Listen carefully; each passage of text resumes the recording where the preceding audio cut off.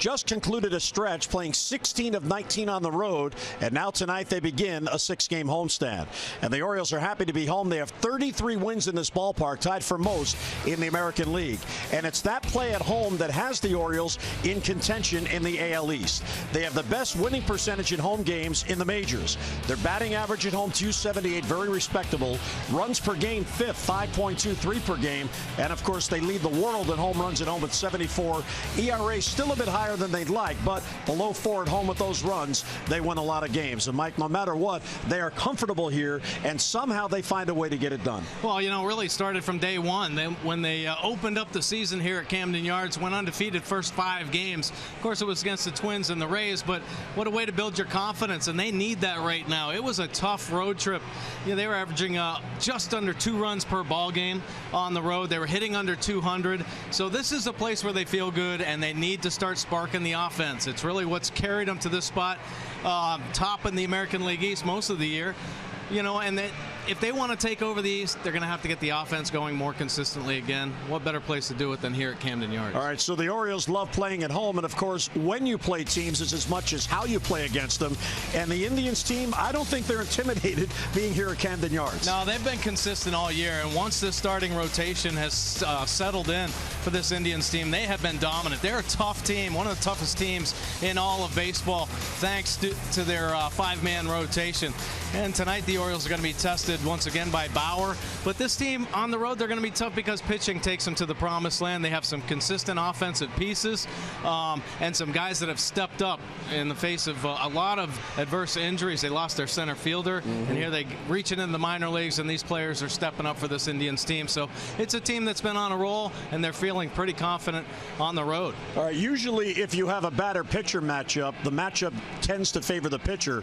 What about the best home team versus the best road team in that matchup? Who gets the edge here? Well, you got to give the edge to the Orioles fans here. You know, the fans obviously lifted them up, and Bauer hasn't had much success here at Camden Yards. Plus, he's pitching on an extra day's rest, which kind of makes a difference as well in his numbers. All right, and the other thing we'll be looking at tonight is Dylan Bundy, who makes his 2nd career Major League start, but his 1st here at Camden Yards. So the Orioles are happy to be home. It's a summer's night in Baltimore. We're coming back to the ballpark. Lineups and first pitch are next.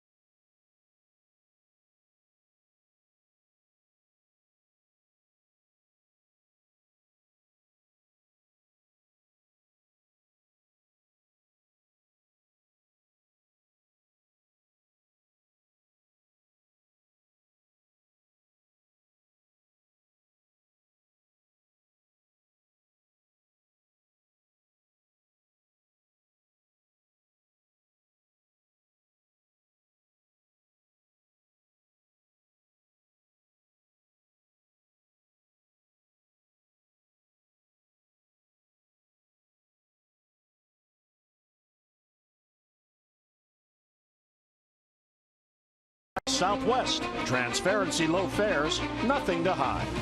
And by American Standard Heating and Air, for the best in home comfort, choose the brand voted #1. American Heating and Air. Right now, get special financing. Find your dealer at MidAtlanticComfort.com. Good crowd on hand as the Orioles are finally back home. First home series following the All-Star break. Our BGE home game time temperature 92 degrees, and it is muggy, 46%. A sweltering night at the ballpark. BGE Home is Baltimore's home team for heating, cooling, plumbing, and electrical. Why would you call anyone else? For the Indians, they come in at 56 and 38. Santana, Kipnis, and Lindor, with Napoli in the cleanup spot. Ramirez, then the rookie Tyler Naquin, the rookie on a 4-game hitting streak, 7 for his last 14. Uribe, Almonte, and Jimenez rounded out for the Tribe. Yeah, let's take a look at Dylan Bundy's pitch arsenal this season. The fastball 63% of the time. He can rush it up there mid to high 90s with the heater. Watch for him though as the pitches start to mount. Will the fastball velocity start to decline as the curve and the change? Pretty impressive secondary pitches. Look for him to go to those more frequently here in his second major league start. 3.70 earned run average, couple wins on the season for Dylan Bundy. Opponents hitting 3.07. He is a fly ball pitcher. 70% his outs in the air. It's given up 6 home runs, 3 in his last and first major league start. So for the first time as a starter on the mound at Camden Yards, Buck Showalter feeling better today on the bench with John Russell. And here is Carlos Santana to lead off, and Bundy will have to be careful here for an ambush. Santana loves to jump on first fastballs if he's looking for it. Yeah, absolutely, and everybody knows Bundy's got a good heater. This whole lineup better be careful about. So executing the pitches, can't just throw it up there. They have to be quality strikes.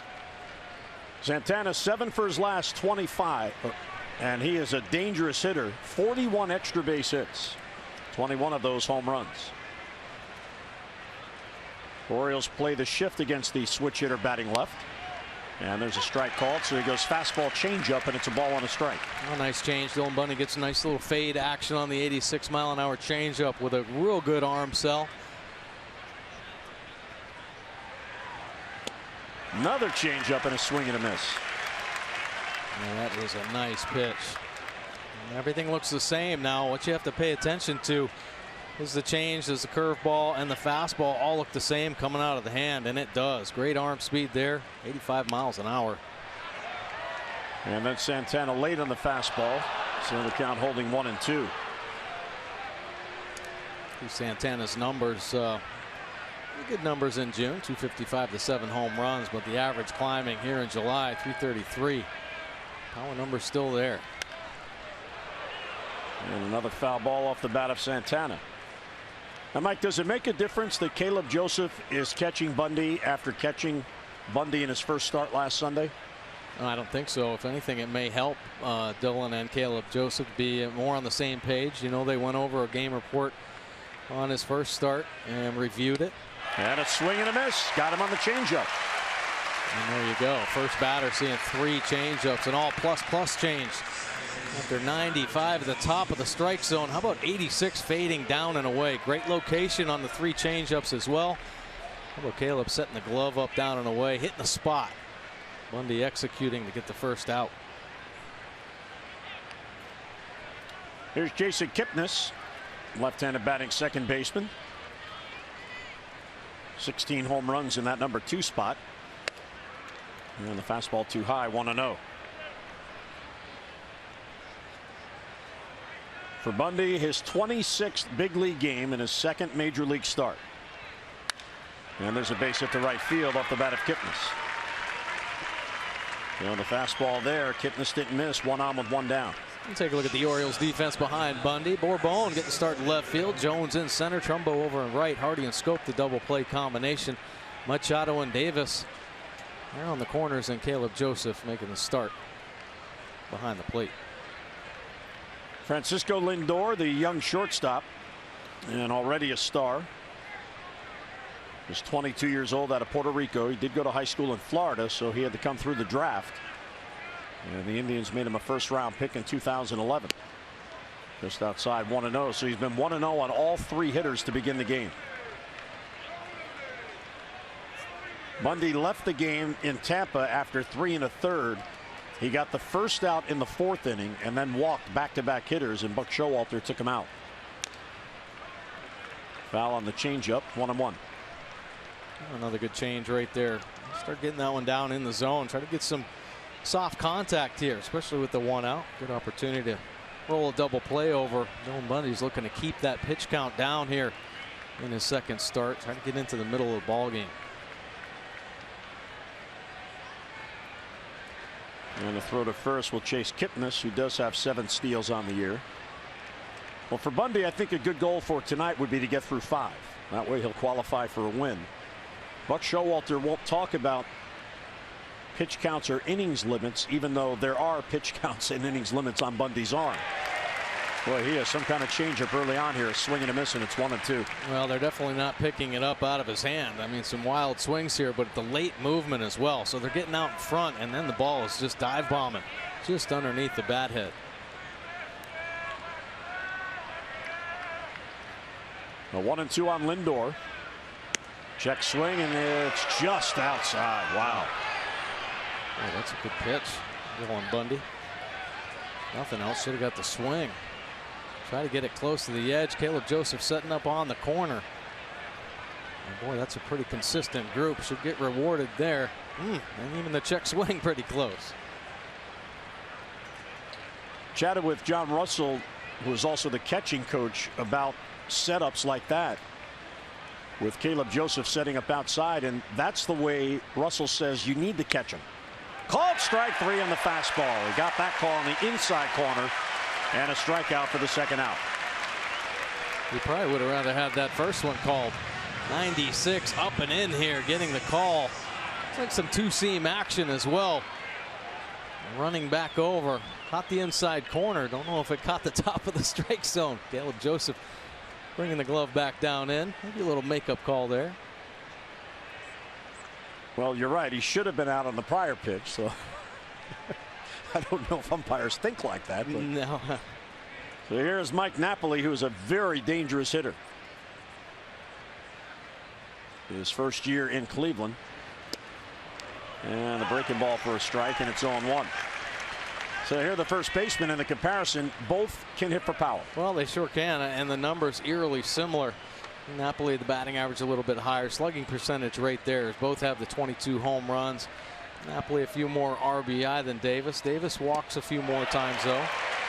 They're both susceptible to the strikeout. They're up there for one reason. That's the drive-in runs. Trying to hit the long ball. Of course, Davis playing a stellar defense, Gold Glove caliber defense at first base. So 0-2, another swing and a miss at a changeup.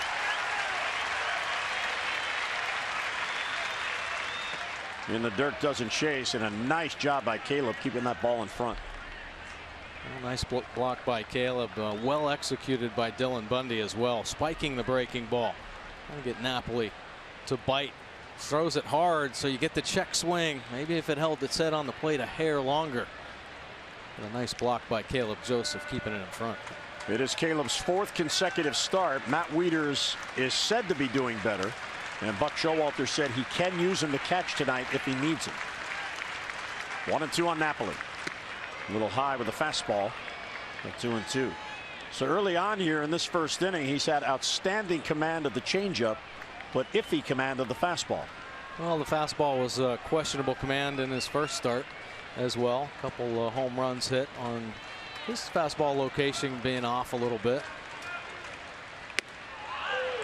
Well, I'm not sure where that pitch was, but it was called ball 3. Well, don't mind that pitch. That's a good fastball right there, attacking the top of the strike zone. Well, maybe just at the upper edge, and he doesn't get that call. So 3-2, the runner will go. Kipnis from first. And a weak roller foul. So this will be the 7th pitch in this at bat to Mike Napoli. Napoli, 34 years old. He's had a real good career, which began as a catcher with the Angels. He's got his teammate Kipnis at first, facing Bundy here with 2 down.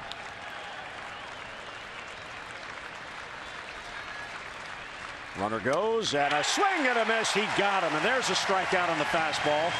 And Napoli goes through it. So he strikes out the side, works around a base hit. We'll head to the bottom of the first. Cleveland nothing, and here come the O's.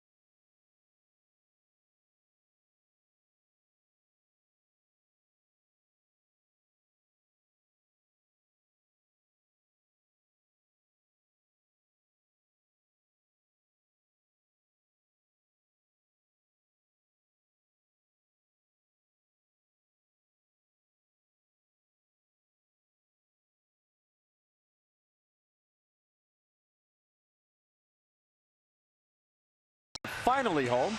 Cleveland doesn't score. Here come the Birds in the Southwest Airlines starting lineup, brought to you by Southwest. Transparency, low fares, nothing to hide. Jones, Scope, and Machado with Davis in the cleanup spot. Trumbo's in right field tonight. Pedro Alvarez will DH. J.J. Hardy, good career numbers against the Cleveland Indians, and J.J. comes in red hot. Caleb Joseph will catch. Julio Bourbon in left field, bats ninth. And take a look at Trevor Bauer's pitch arsenal. The fastball 70% of the time. It's a good heater. Mid-90s. Occasionally you'll see him pop it up there 97. Has a curveball. He'll cut his fastball and a change as well. 3.36 earned run average. That's the 14th lowest earned run average in the American League. Down and away, ball one to Adam.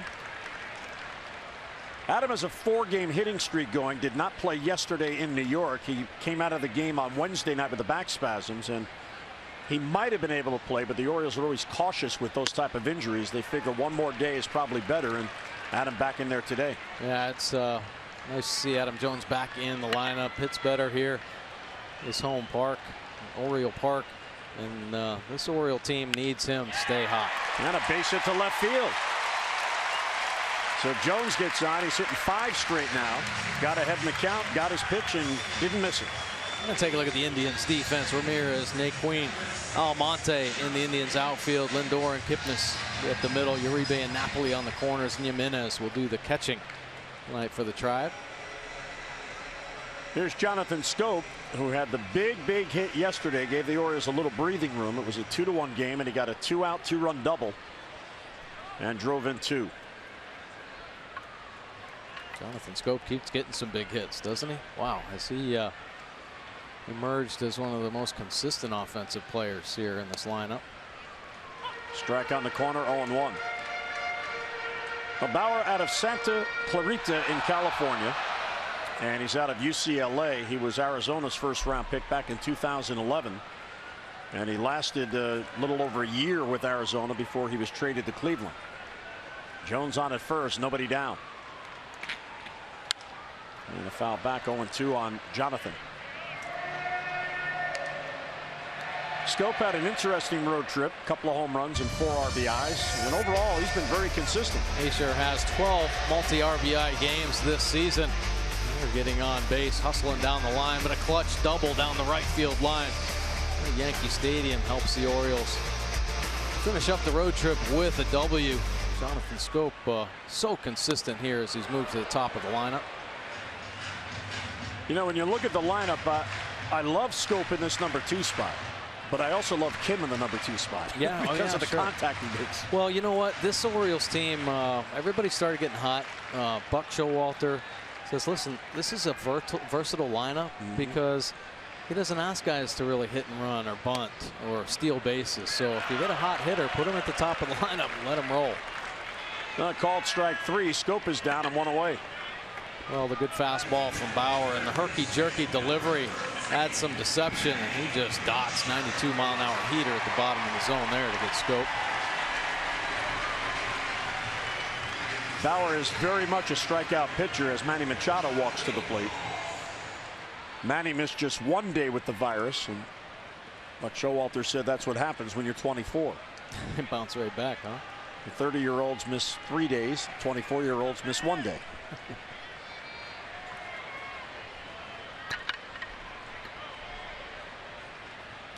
Breaking ball in the dirt, 1-0.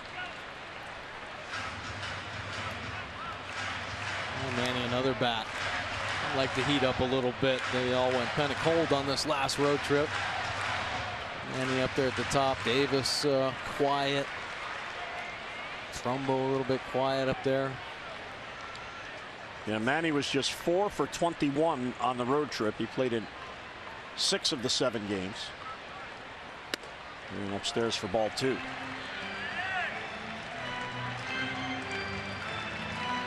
I see Manny Machado. June, wow, what a month. 370 batting average, 5 homers, 21 RBI. July, a little cool off.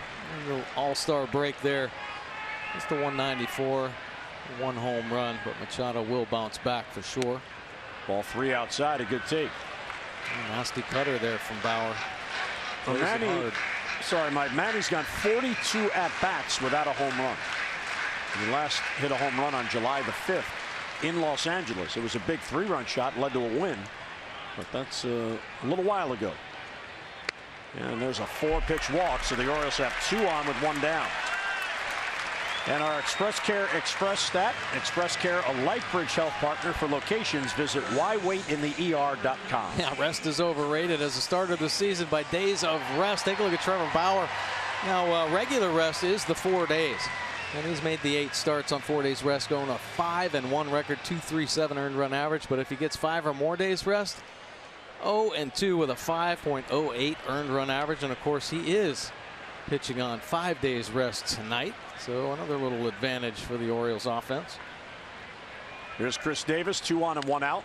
And a foul back right to Mark Trumbo. Take a look at Bauer's delivery. That back shoulder kind of drops, but the arm doesn't stab all the way back. It stays quick and short. It's on you. You see the fastball running away from Chris Davis here, running hard in on the righties. And as you saw there, he has been tough in these spots. In the dirt, knocked down by Jimenez. Saves a wild pitch, 1-1. Boy, that was a big-time block right there. I mean, this is a nasty breaking ball. He spikes the heck out of it down in front of the batter's box on the left side, and he catches it in the bicep. Slides over as aggressively as he can. He's just got to get a piece of the body, but look how quickly he gets back on his feet. Knees touch, ball hits body, right back on the feet to keep Jones at second. Chris Davis numbers 22 home runs. Tied for 8th in the league, and there's ball 2 upstairs. Jimenez, by the way, is the personal catcher for Trevor Bauer, and he's been given a lot of credit for the consistency that Bauer has shown this year. 3.36 ERA in this league, pretty impressive. Line foul the other way. It was just late on the swing. And 2-2 the count. Bauer was traded to the Indians. It was a 3-team, 9-player deal in December of 2012. He had come up and made his debut in 2012 with Arizona, and he ended up with the Indians. He had made his debut June 28th of 2012. And the 2-2 to Davis is a called strike 3. Davis thought it was high, says something to Pat Hoberg. So on the off-speed pitch, Bauer gets a call and 2 men down. And it didn't look like this breaking ball came back down. Let go of it high. Davis gives up on it. Jimenez lets it settle down in. There is enough finish to bring it down inside the box. So 2 down on strikeouts. And the O's now look for a Big 2-out base hit. Mark Trumbo is certainly due. He has gone 31 at-bats without a home run or an RBI. His last RBI was on his last home run on July 9th. And a little bit low, 1-0.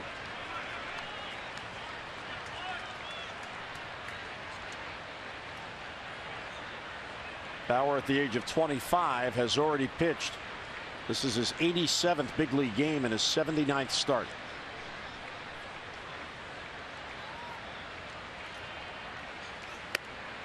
That's a fastball by him, 1-1. Man, that is a nasty fastball.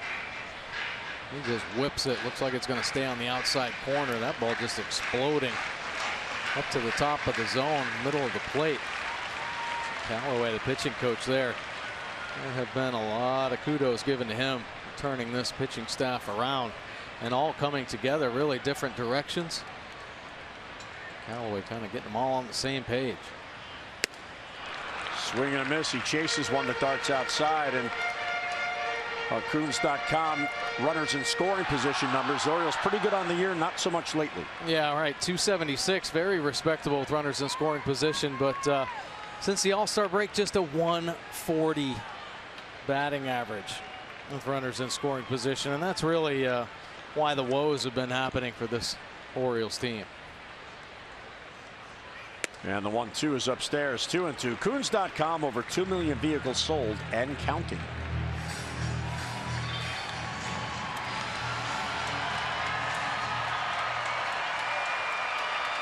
Bauer in his last 2 starts that allowed 8 earned runs in just 11 2/3 innings.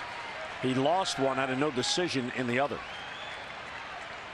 Trying to get out of a first inning jam. Upstairs, ball 3. And if you're an Oriole hitter, you don't know whether to go after that because Holberg has already shown he's going to call high strikes. Yeah, a couple different strike calls here. Breaking ball on Davis. There's a fastball well up and out of the box against the Indians.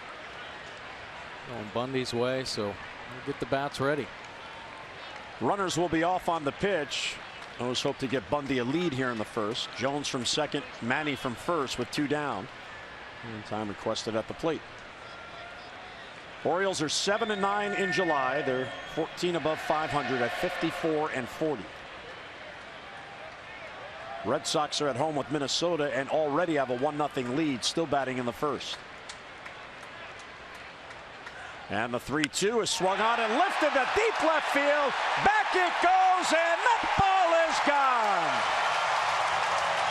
And the Orioles grab a crooked number 3-0 lead in the first.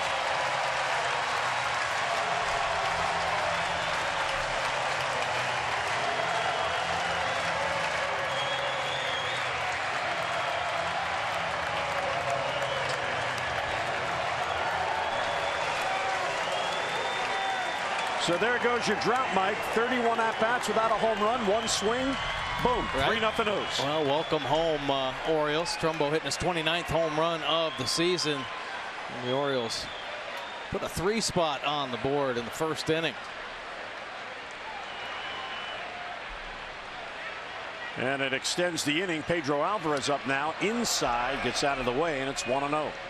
Take a look at Mark Trumbo's home run swing, the breaking ball. Hovering up and out over the plate. Look at him keep the hands back, stay short to the ball, no wasted movement. Yeah, Kevin Gausman knows. 3-0 O's. That is how you hit a hanger. It is. 1-0 pitch, swing and a miss. Get a look at our PNC inside the numbers. How important is it to score first? Very important. Sure is. Of course, Chicago Cubs on top with that .800 winning percentage. Indians like to score first, but they're the Orioles 31-10. And they put the first mark on the board. Skied to left field, not that deep. A long run for Ramirez, and he gets there. Nicely done. He was deep. And the ballpark holds it. O's grab a lead on the home run by Mark Trumbo. We'll head to the second, 3-0 O's.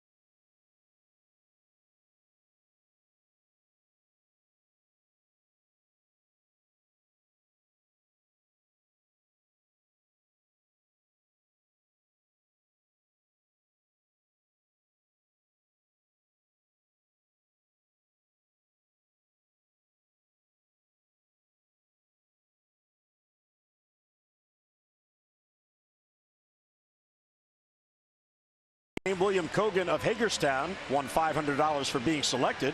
He's already won $500 more courtesy of the Trumbo home run, and he'll win $500 more for every other Orioles home run hit tonight. Play home run scratch-offs. Richest scratch-offs went up to $50,000, or enter your non-winning tickets for a chance to be the contestant of the game. Visit mdlottery.com/baseball and play those home run richest scratch-offs. Thank you, Mr. Trumbo. So Bundy has the lead, gets ahead of Ramirez, 0-1. Still in a 20-pitch first inning.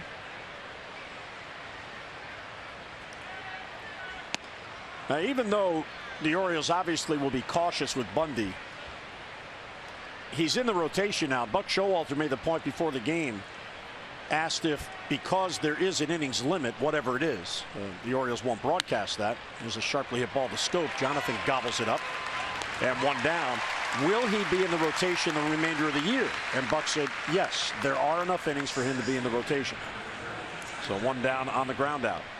Well, tomorrow the first 20,000 fans 15 and over at the game at 7:05 receive the Orioles batting practice cap presented by PNC Bank. The replica cap featuring the cartoon bird on the popular new all-black cap, worn this year for the first time by the O's during batting practice. So get your tickets now and come on out and join us. Orioles.com or 888-848-BIRD. And that is becoming a very popular hat. Heck yeah. Ball one to Tyler Naquin, the rookie.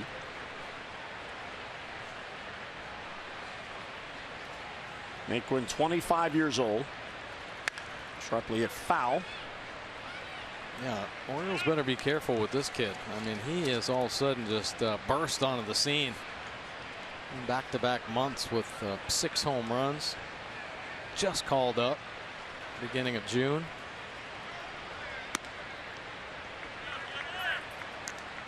I don't know if many teams have seen the scouting reports on him or haven't figured out how to pitch to him yet. How about the last 10 games? 361, 6 homers.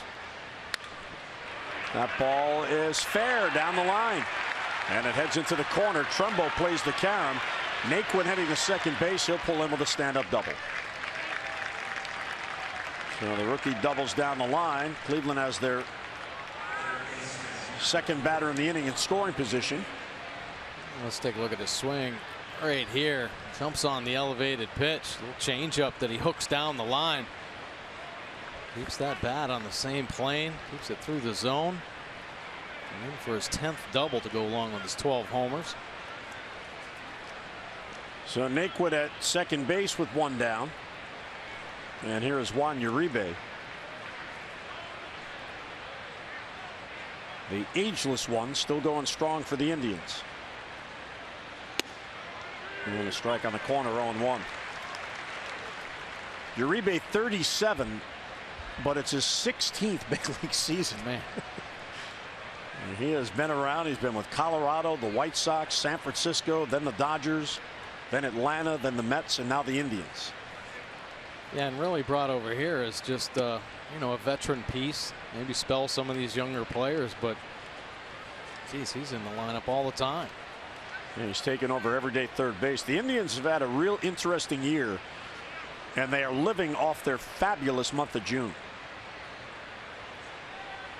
And they maintain first place in the division. There's a soft line drive. Scope back, can't get it. Naquin to third. He'll be held as Adam Jones got to it quickly. Adam fires all the way to the plate, knocked down by Joseph, and Uribe can't advance. Naquin was a little hesitant as that ball was floating towards Jonathan Scope. And if you hesitate, it's probably a good idea not to try it. And Sarbaugh, the third base coach, held him up. Yeah, fastball just boring in on the hands of Uribe. So Naquin can't get a good read. Looks like it was going to die into the glove of Scope. I think Adam Jones hustling in. Keep Naquin there at third base. So Uribe on at first. Just his third hit in his last 15 at bats. Here's Abraham Almonte, who was a late addition to the lineup. Lonnie Chisenhall was scheduled to play right field, but he was scratched with an illness. So first and third, one down. And the breaking ball outside, 1-0. Very good numbers there. 208 with runners in scoring position. What plagued Bundy in his start in Tampa was the home runs. Well, it sure was. They were gearing up for the fastball from Bundy, and he just didn't have the real good command. And kind of could tell that they were gearing up for the heater because they were expanding the zone on him and hitting. They had a home run probably 6 or 8 inches off the plate away. So just getting the bat going on 97. They caught him a few times. Check swing. He went too far. Pat Hoberg said he didn't check. Well, he allowed 4 runs in that game, and let's get a look at this check swing.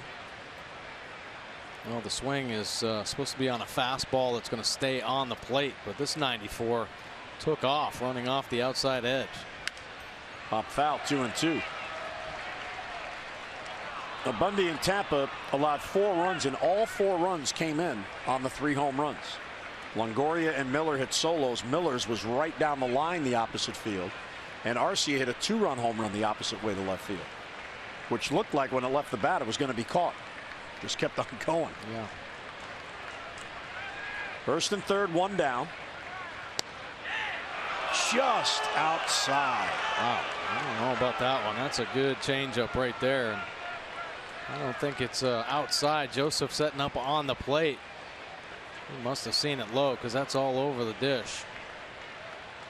Real good pitch. Maybe overestimating the movement on the Bundy changeup, thinking it was going to dive out of the zone. Pop up to third.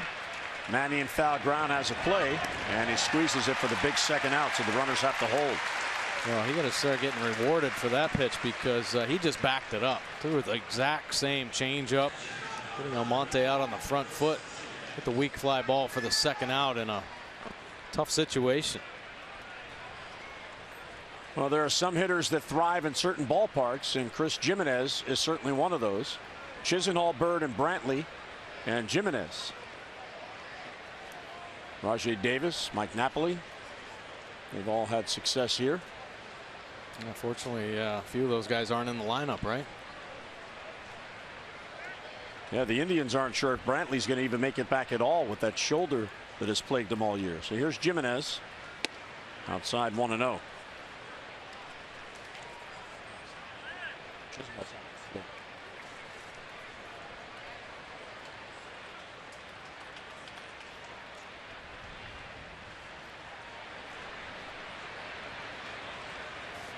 So 1-0 on Jimenez, the number 9 batter, and a high fly ball to shallow right center.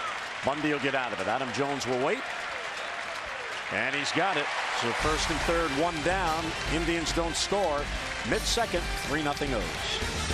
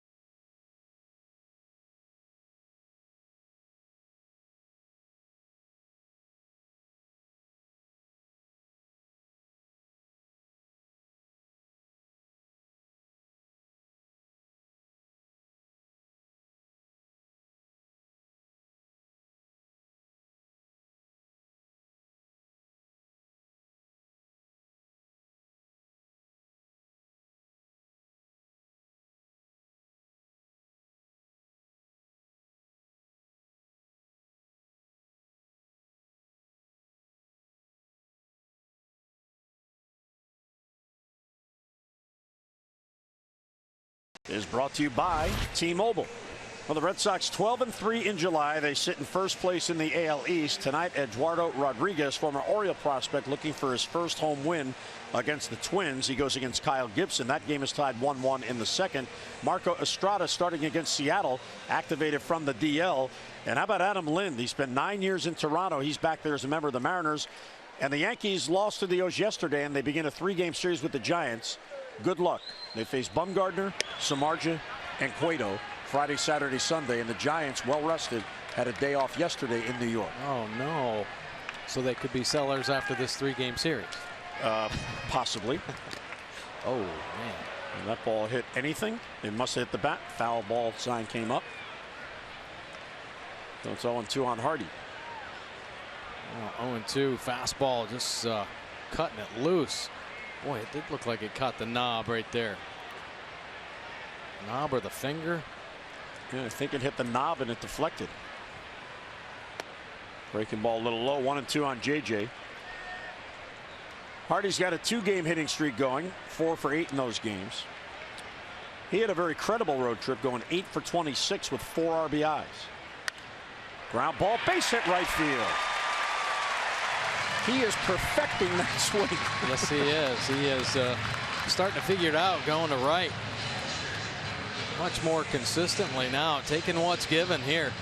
Fastball runs back over, catches the plate. He's staying on the heater on the outer third, but just enough movement on the sweet spot. And clean single to right field. Here's Caleb Joseph, who is starting his 4th straight game. Matt Wieters still out after being hit in the right foot by a pitch in New York, the first game in. And there's strike 1. Now, Caleb yesterday had a 2-hit game, and I think that might help him relax. Absolutely will. And it doesn't matter how they look, as long as there's a hit or 2 in the box score, it just helps your confidence. And Caleb definitely feels better coming back home, getting a few starts in a row now. And a swing and a miss.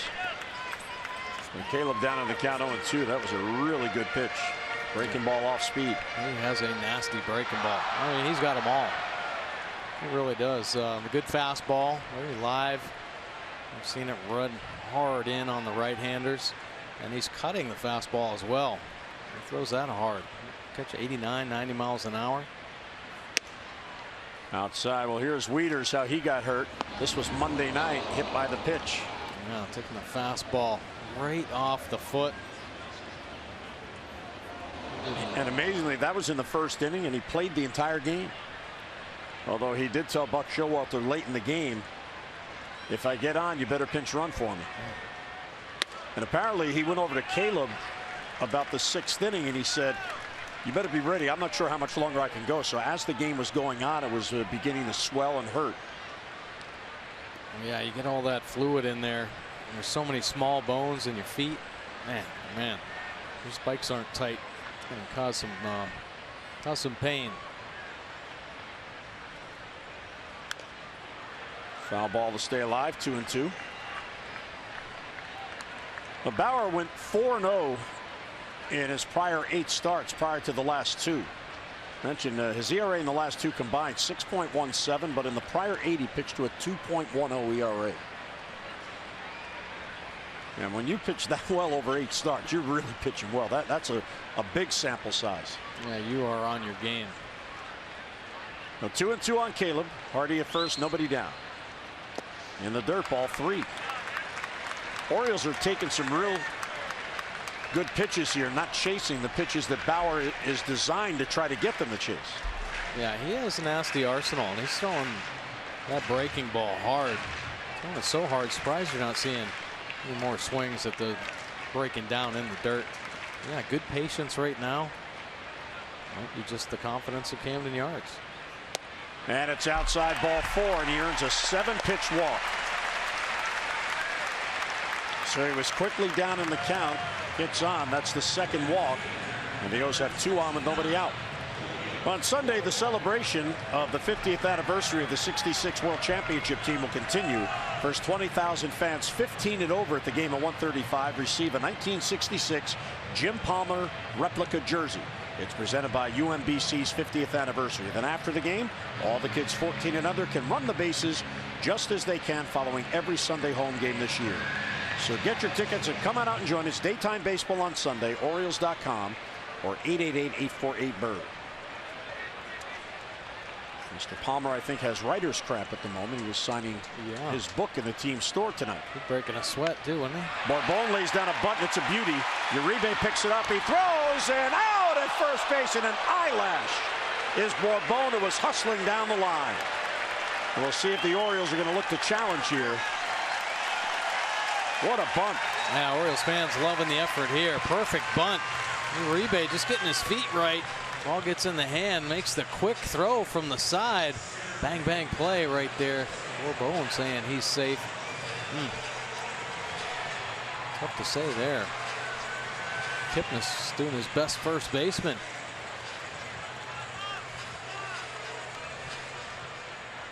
One thing Kipnis could do, though. I think he's out. Yeah, I think he is, too. And the Orioles are not going to challenge. The word comes from the replay room, don't challenge. So it's a sacrifice. Bourbon laid it down perfectly, nearly had a base hit. Yeah, great bunt right there from Bourbon. And he's trying to do two things. Obviously, get sack down, but also get the base hit out of it. So great all-around effort. So 2 in scoring position for Adam Jones. Adam got the rally going in the first with a leadoff single. So he's now hitting 5 straight. Now Adam is in a similar spot that Trumbo just broke out of.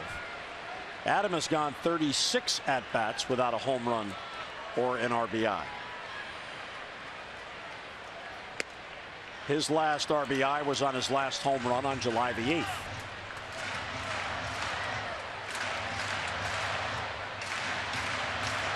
The Orioles yesterday got even in the schedule. 47 games played at home, 47 games played on the road. Second and third, one down. And a foul back to our right. Adam trying to stay short on the fastball on the inside corner, but once again that two-seamer riding up and in on the righties. A lot of movement, a lot of life on the fastball. Take a look at the Nissan pitch track. Third pitch, well up and out of the strike zone. Jimenez is going to head out and have a chat with Bauer. Bauer did face the Orioles on May the 27th. And he pitched to a no decision. And what's interesting about that game, as you look back, in that game, Dylan Bundy came on in relief, and the Orioles came back, and Bundy got his first major league win. It was in that game on May 27th. There you go. Another little confidence feather for Dylan Bundy. Team taking on the Indians. Oh, I already beat these guys. I'm good. Right? So it's 1 and 2 on Jones. Second and third with one out following the sacrifice.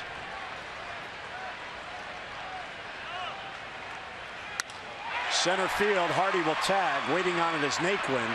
He's got it. Here comes Hardy. Here comes the throw. Not nearly in time. JJ scores. Sac fly and an RBI. And it's 4-0 for the O's. So Jones comes through. And the Orioles with the sacrifice bunt play for the run, and they get the run. Well, how about that? A small ball we don't see too often. Sac fly from Adam Jones, expanding the zone a little bit with 2 strikes. He does just enough. Nice try on Naquin in center field, trying to get his momentum going as the ball just hits the glove. But J.J. Hardy scoring that 4th run. So Adam on his 4th sac fly of the year. And the Orioles, we just witnessed, manufactured a run. Yeah. In the dirt, and another block by Jimenez. So a 4-0 lead for the O's here in the second. Caleb back to second base. Jonathan Caldown on strikes his first at bat.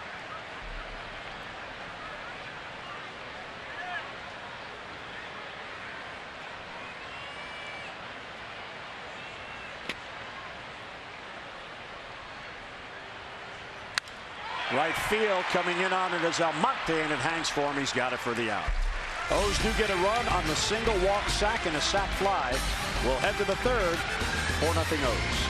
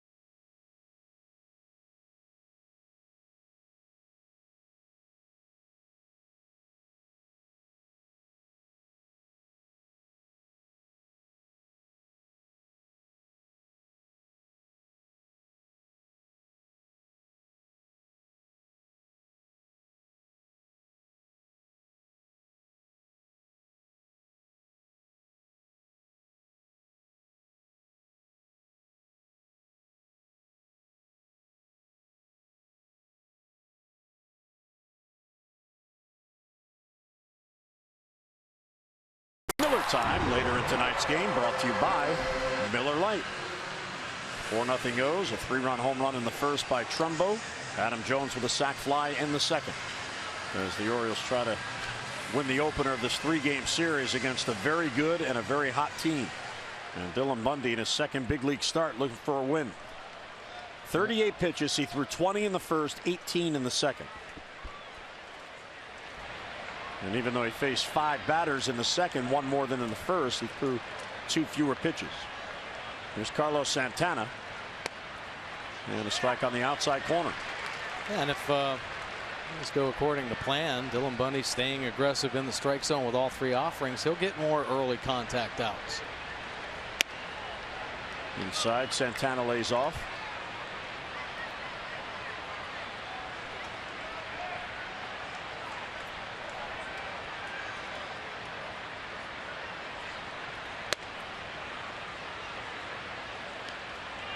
Santana's got one of the best batting eyes in baseball. I mean, he may get fooled, but if it's not a strike, he usually doesn't swing. Yeah, so he you really does not mind taking the walks. Yeah, you have to work to get him. Way out in front and pulled foul. And you have to be able to execute. Caleb Joseph setting up with a couple fastballs inside. Open up the outside corner there. Well, that changeup stayed on the plate a little too much. Caleb moves back out there.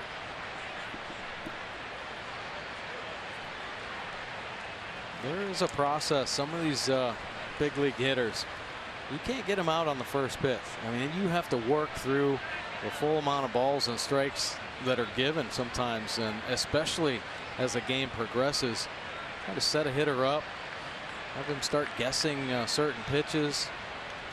And that's when you readjust and try to stay ahead of his thinking. Just did get a piece. Got a piece of Caleb, though. Caught him clean.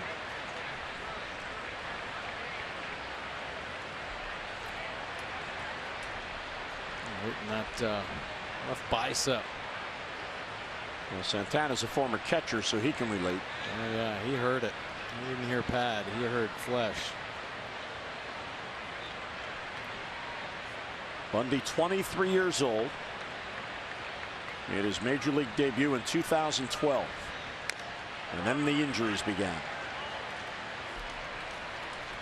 Dan Duquette speaking before the game about Hunter Harvey, who is now about to have to undergo Tommy John surgery. And he said, well, Hunter can look to Dylan Bundy because Dylan has already been through it, and now he's back and he's pitching well. So yeah, you do the rehab and you put in the time, and there's a foul back coming this way. And I don't think they're really concerned with Dylan Bundy's elbow anymore. I think he's far enough removed from Tommy John that that isn't a concern. It's you know, the rest of his body, how he's going to fair going through a major league season now, playing every day, something he hasn't done. High fly ball to right. Trumbo waits. And he has it for the out and one away. Our Maryland Live Casino inside the numbers now through 94 games, so through yesterday. Here are the number of pitchers used in the seasons, and we went back to the 2 prior playoff seasons, and very, very similar. Yeah. I thought 22 was a lot more, and then we did the research, and look at that. The wild card year 22, and then in the division year 18 through 94 games. Yeah. So Orioles have had to use a few arms, that's for sure. There have been some injuries there and some inconsistencies. You hope they don't have to use too many more, and the ones that they do try to use fit in nicely. Kipnis singled his first at bat. This one slicing down the left field line. Bourbon, a long run in the corner, reaches in. Did he get it? Did he get it? No, he didn't. What an effort by Bourbon. Covering a lot of ground. It was a great effort. He has been lacking effort at all. He is putting it all out there. How about this effort? Jumping into the stands. The fan got in his way. That's what happened. Fans allowed to do that, by the way. Great concentration. In the stands, the fan could go for it. And I don't think the fan had any idea Bourbon was about to bang into him. Oh, no. No, the fan was probably wondering where the heck he came from. Bourbon, you could see he had it measured, and then as he went to grab it, I think the fan's glove hit it first.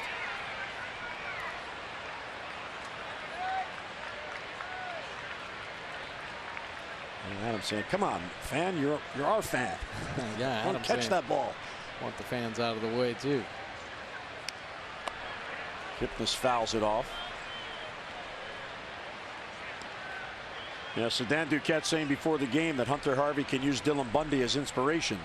Somebody who's been through the exact surgery he's about to go through. And then with Dylan, it was compounded because after the elbow, he came down with the shoulder injury that he had to work back from.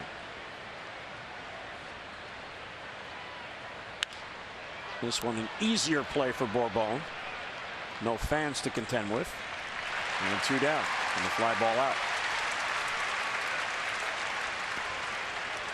Julio Bourbon, you got to really give this guy a lot of credit. You know, the Orioles signed him as depth for the outfield. And when they were putting the rosters together late in spring training, you remember the last week, we realized that Norfolk was going to have about 9 outfielders. So they asked Julio, you know, you're 30 years old, but would you mind going to Double-A and playing every day there? You're closer to Baltimore if you're there. And he said, sure, if that's what you need, I'll go do it. I mean, that's a real good organizational and team attitude. And now here he is, came up to replace Kim on the DL. And now he's in there starting tonight. Joey Rickard not in the game and now on the DL. Hard hit ball towards Hardy, off his glove. And that should be a bad hot base hit. Lindor scorched that ball to JJ. Well, JJ, usually if he can get the glove to it, it's going to be an out. This ball is smoked the other way, so it's working away from JJ as well, but it kicks back and catches him on the heel. It sticks in the glove. Lindor's out. So it is a base hit. So Bundy denied his first 3-up, 3-down inning.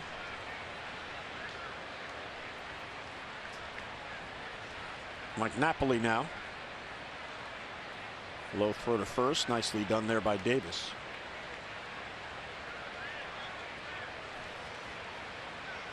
You definitely have to be careful here with Napoli.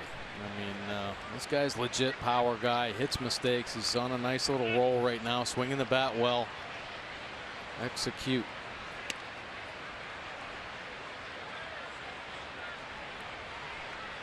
Bundy wants a new baseball. Bundy has actually been a reverse split guy this year.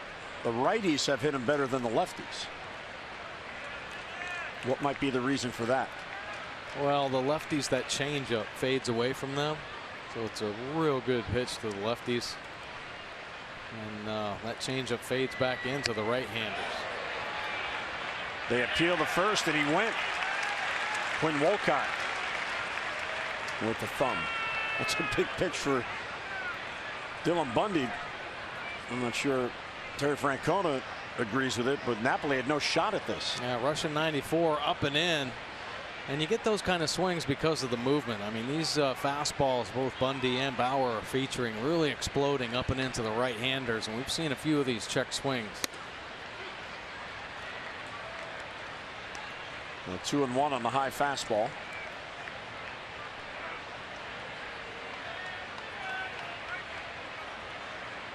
In that game in Cleveland, May 27th, Bundy pitched an inning and a third scoreless. And the Orioles got him his first big league win.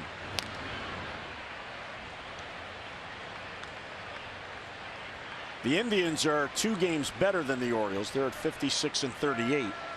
First place in the Central by 7 on Cleveland and 9 on Kansas City. And they did it with that terrific month of June. Foul ball. 2-2. Good changeup right there. There's the standings in the Central. White Sox are trying to figure out, they're 3 below. Are we buyers or sellers? And Minnesota well out of it. But they went 22-6 in June, and they won 14 in a row from June 17th to July 1st. Strike 3 call, fastball at the knees. And Napoli just drops the bat and says, all right, you got me. So Bundy has 4 strikeouts. Cleveland strands a runner. 4-0 O's.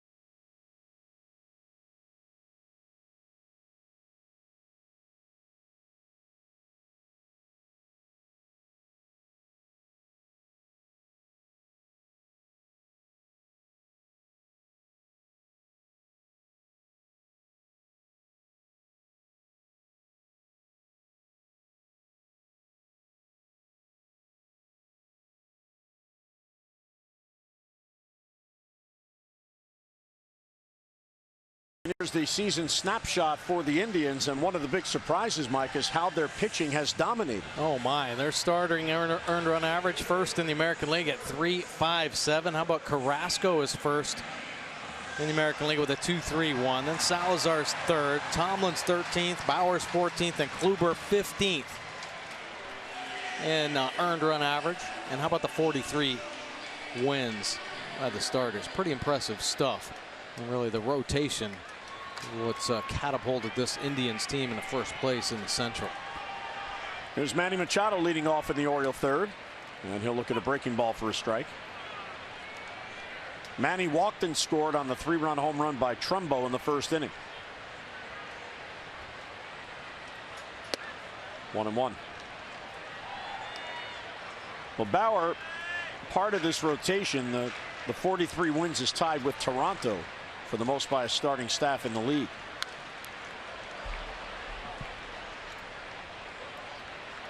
And they have utilized Mickey Callaway's starting rotation because their bullpen is almost in the middle. They're 7th in bullpen ERA. And when the Indians made that trade for Bauer, they traded for potential, as Arizona quickly gave up on it. You never know when you see a #1 pick traded the year after he was a #1 pick. And the first thing that comes to mind is maybe it's a coaching issue. Maybe he's not coachable. Maybe he thinks he knows it all. But he certainly has found a home with the Indians. Yeah, he sure has. And you know, he was drafted out of college, so Manny to center field. That chases Naquin back. Out there, gone for Machado. Onto the sod farm. So Manny breaks his drought. He had gone 42 at-bats without a home run. And there goes number 20. And the Orioles lead is now 5-0.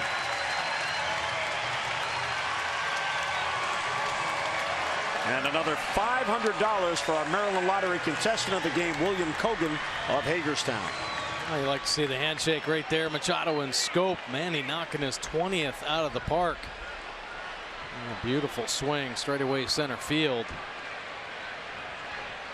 Shaking the seeds out of the jersey. 104 miles an hour off the bat of Machado. 417 away. Look at how he stays on top of the high fastball. Bat direct to the baseball and cuts it in half. This ball is backspun out to center field. Machado knows it off the bat. Look at the extension. That left arm. He gets through a baseball as well as any young player in the game. Jeff Manship now getting loose. One of the 6 right-handed relievers in that 7-man bullpen. So Mickey Callaway having his chat with Bauer. What was interesting about that ball off the bat, the way Naquin responded initially, he thought it was going to be a routine fly ball. And then all of a sudden he said, uh-oh. He turned around and sprinted back to the fence. Yeah. That ball just carried. Well, you know, it warms up here at Oriole Park and the ball's going to jump a little bit. But if you approach it the right way, you're going to get some natural carry, and Machado did there. Ball 1 to Chris Davis. Chris was called out on strikes on a high strike call in the first inning. Foul back the other way, and 1-1 the count. Fans, text Masson's word of the day, which is celebration, to 29292 for your chance to win a signed Chris Davis baseball and Outback gift card from Masson. That's celebration to 29292. Brought to you by Outback Steakhouse. Open for lunch every bloomin' day with over 70 combos starting at $6.99.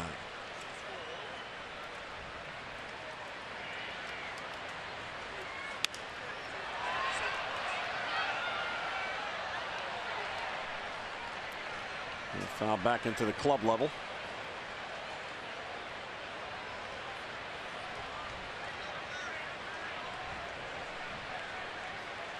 Two and two on Davis with nobody down. And he got him. Swings through it. So Davis 0 for 2 with a couple of strikeouts. That is strikeout number 3 for Bauer and 1 away. Yeah, pretty nasty little sequence. Pitch prior to this, little two-seam fastball 94 that leaked back over the middle of the plate, but both pitches started the same spot. This one, the finisher, cuts in under the hands of Davis. Pitch prior leaked over the plate. And here is Mark Trumbo, who got the Orioles a first inning lead. Makes a strike on the corner. His 29th. He came in tied with Todd Frazier of the White Sox for the league lead.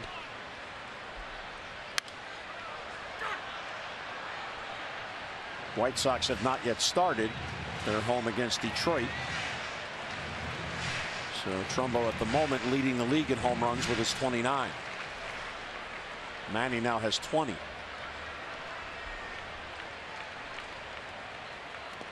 And Trumbo waves at a breaking ball. Jimenez will tag him out.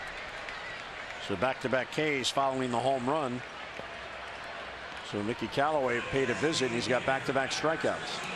Well, throws the breaking ball real hard, gets Trumbo out in front, and that just kind of tells you how powerful his heater is. Trumbo gearing up a little bit early. Got to catch up to it. Breaking ball gets him. Right over to Mark Quinn, the assistant hitting coach. Scott Coolball there on the other side. Breaking balls upstairs to Pedro.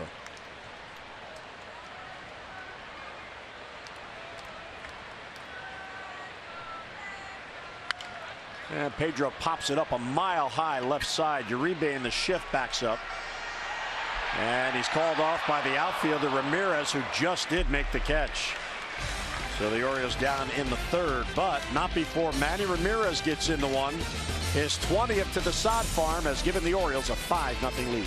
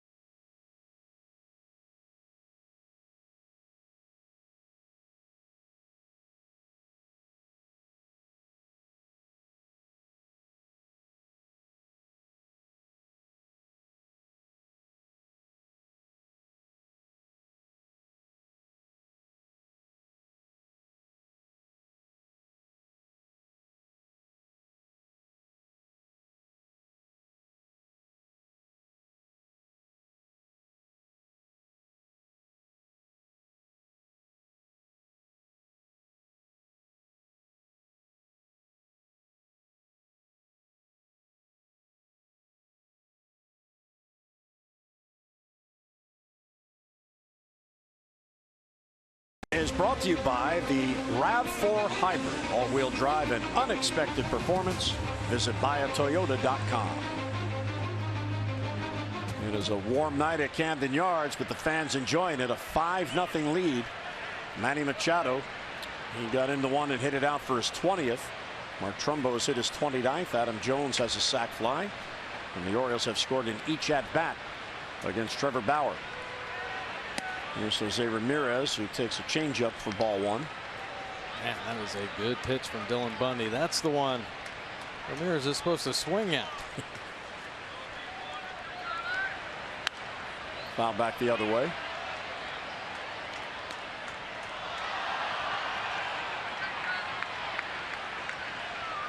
The Yankees at home have a 2-0 lead on Madison Bumgarner in the third. That wasn't supposed to happen. Line to center field, hangs up for Adam. The ball is hit hard, but right at Jones, one away. Fans, mark your calendars. Friday, August 19th for the next fireworks night at Oriole Park. You can stay around after the game against the Astros for a beautiful fireworks display presented by the Baltimore area credit unions. So gather up your family and friends and come on out. That is always a fun night. You get the baseball game, then the fireworks show.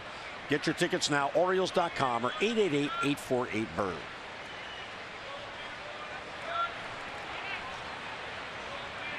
So Bundy gets a 3-pitch out. That certainly helps. And there's a fastball upstairs to Taylor Nyquin, the rookie.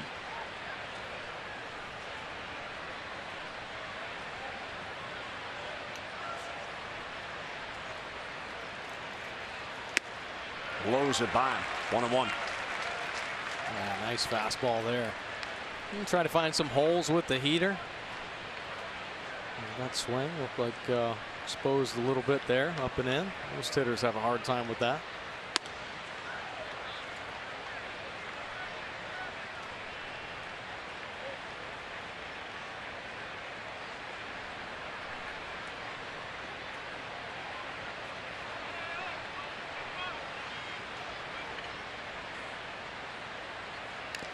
Foul tip straight down at the plate. 2-2 on Nyquin.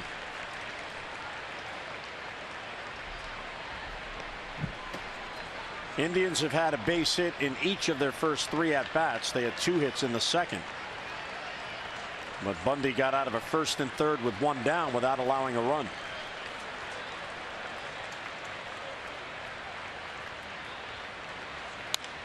Bounce to first. Right there's Davis. He'll take it by himself.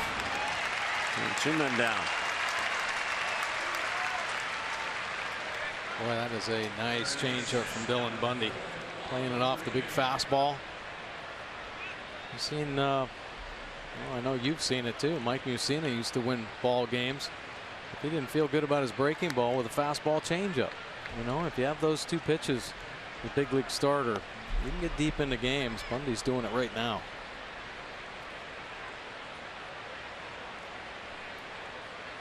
Juan Uribe singled his first at bat.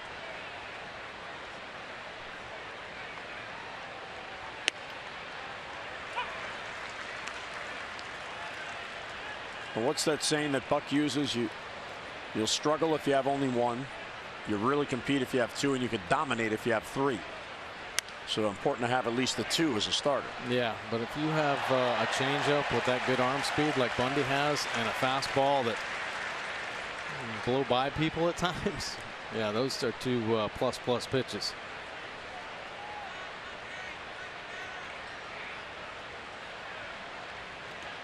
And he couldn't get him to chase.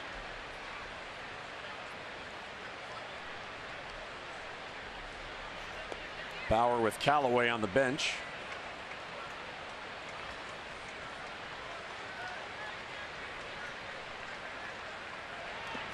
And again, he wouldn't chase. Same pitch. Good try, though. Getting some flinches. The Indians went 10-11 in April, and then 16-13 in May. So heading into June, they were 2 above 500. Swing and a miss. He got him. A very weak swing. And Uribe down on strikes, and Bundy has a 3-up, 3-down inning. Mid-fourth in Baltimore, the O's have the lead.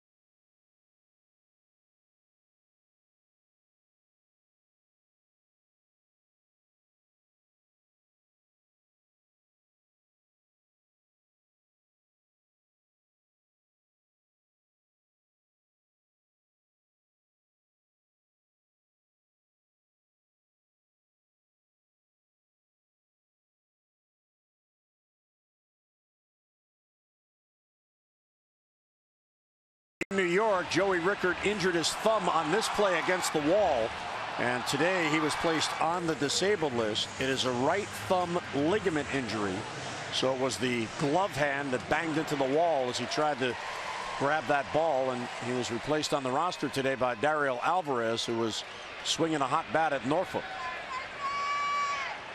So retroactive to yesterday, so Rickard on the DL. Tough loss right there from Joey Rickard. Hopefully it only lasts the 2 weeks.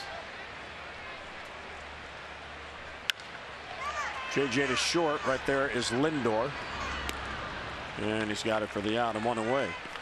Well, this matchup tonight between Bundy and Bauer is really fascinating. Let's go back to the 2011 draft, and here's the top 5. First 4 were pitchers.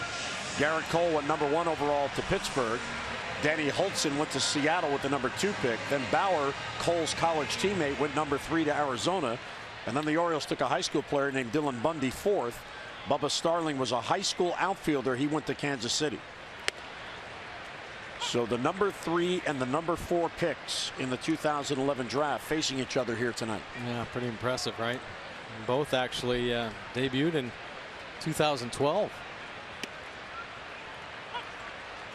And Bauer was called up in June by Arizona. Bundy was a September call-up. He had been sent to the instructional league to keep his arm ready just in case, and then there was a just in case, and He got into a couple of games of relief. Towards the middle for Caleb. Diving stop by Lindor. He throws but can't get him.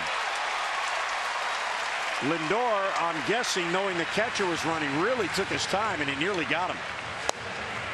Oh, pretty impressive play here. Yeah, he knew Caleb was running, so he can take the angle. Great pursuit angle here. Gets to the feet quickly, but he goes too far for the baseball.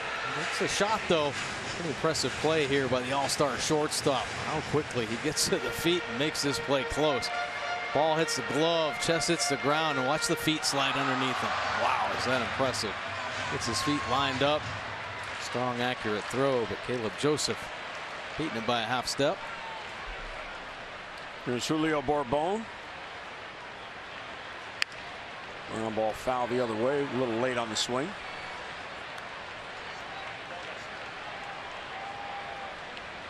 Manship gets up again. He was up last inning.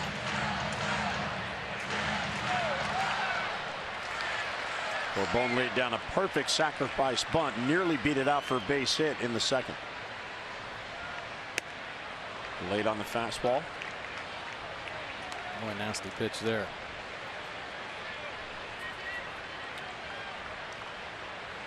Fans were wondering where that foul ball went. There it is.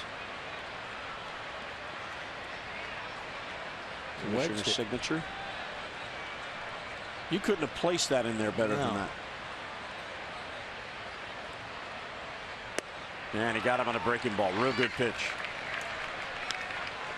So a strikeout of Bourbon. That's number 5 and 2 away. Pretty nasty sequence here. 3 pitches. The high fastball that he's laid on. Then he cuts a fastball in under the hands. You know he's going to try to speed up on it. And then the nasty 12-6 are just burying it. Bottom of the zone. Bourbon swinging over the top of that big hook.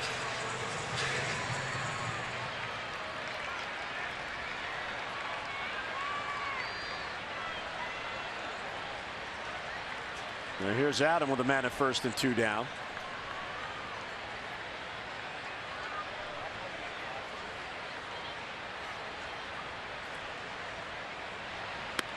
You don't usually see teams defend Adam like this, but Naquin in center field not only is shallow, he's over to the right center gap. Look at all that room in left center field, and Adam is a pull power hitter.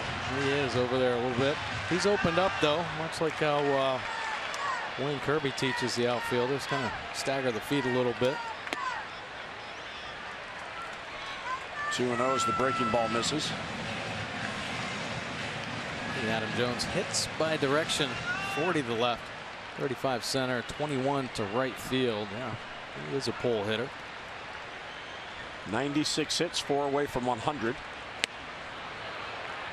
He would join Machado, Scope, and Trumbo with 100 hits when he gets there.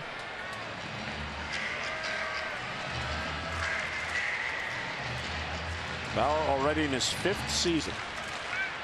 He came up so young. Oh, he had a good cut, 2-2. The Orioles are now 7-9 in July. They're a half game back of Boston for first place, and they're a game ahead of Toronto for second place. Seattle is leading Toronto 2-1 in the 5th. Red Sox and Twins are still tied 1-1. 2-2 fouled off his foot.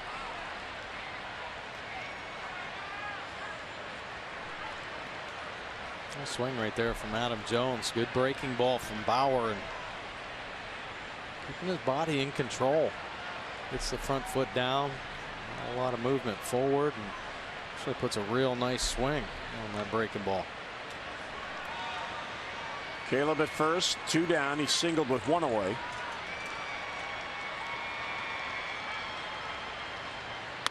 Upstairs with a fastball, count full.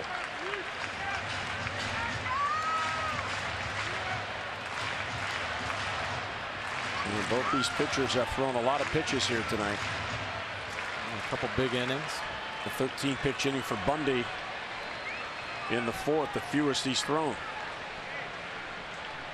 This is the 4th 3-2 count, and it's upstairs, ball 4, and the inning continues. Adam Jones with a very patient at bat. And 2 on with 2 down. Let's get a look at our PNC minor league report. PNC for the Achiever and you. Somebody at AAA Norfolk is red hot. Yeah, Trey Mancini. Well, he's been red hot for about 4 years now, ever since he was drafted in the 8th round out of Notre Dame. An 8-game hitting streak in AAA Norfolk. 455 with 7 RBIs. 385 batting average since June 21st. That's the best in the International League since his promotion in Norfolk. 310, 10 home runs, 37 RBI in 81 games. He was raking in AA as well, hitting over 300. And of course, last year, 2015, 341 in AA and single A with 21 home runs. So Mancini, yeah, that kid can hit.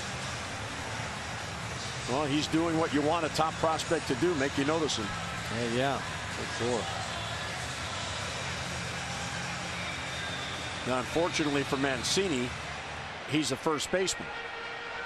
And the Orioles first baseman is one of the best in the game, Chris Davis, who just signed a 7-year contract. Yeah, and if you're Trey Mancini, you say, listen, I'll do whatever I can. I'll learn how to play outfield, learn how to play third base. You just become a utility player until you can make your mark in the big leagues. Scope swings through a fastball. Well, so far that's been the key. This Orioles offense against Bauer, laying off that high heater, a lot of extra life on the fastball, top of the zone, and laying off the breaking ball in the dirt. We've seen some swing and misses.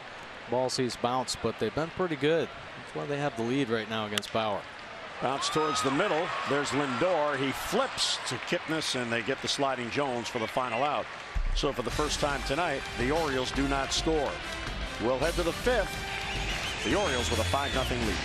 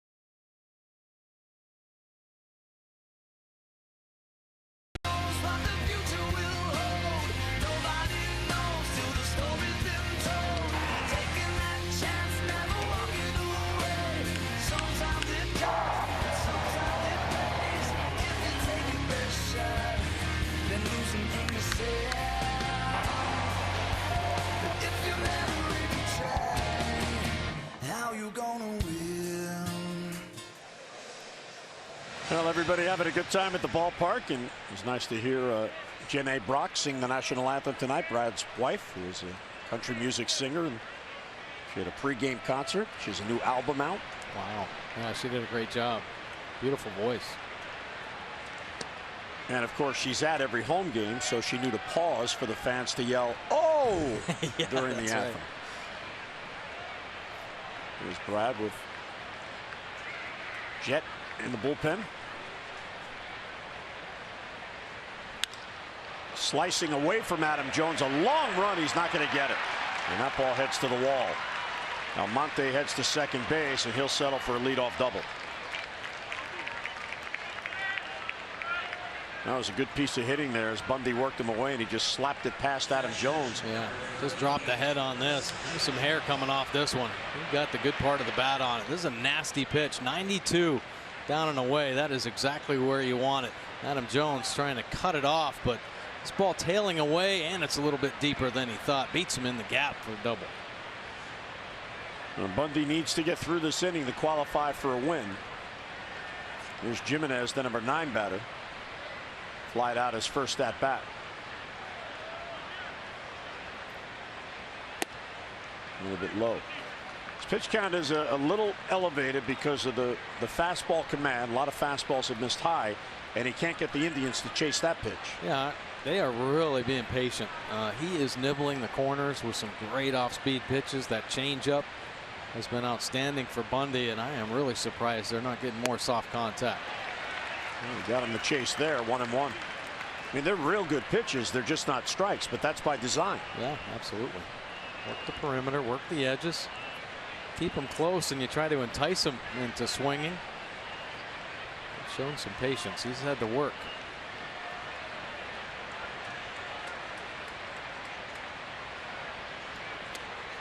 And that one gets past Caleb, so Amonte will go to third.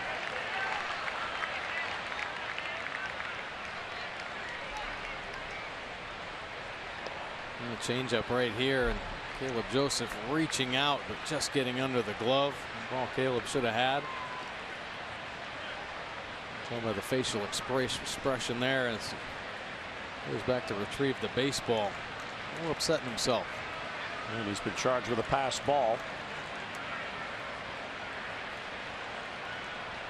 So with a 5-0 lead, if you're Bundy, just worry about the hitter. The runner scores from third. Which the odds are pretty good with nobody down. Okay, you still got a 4-run lead. Don't allow them to mount a big inning here. He's 3-1 on the number 9 hitter.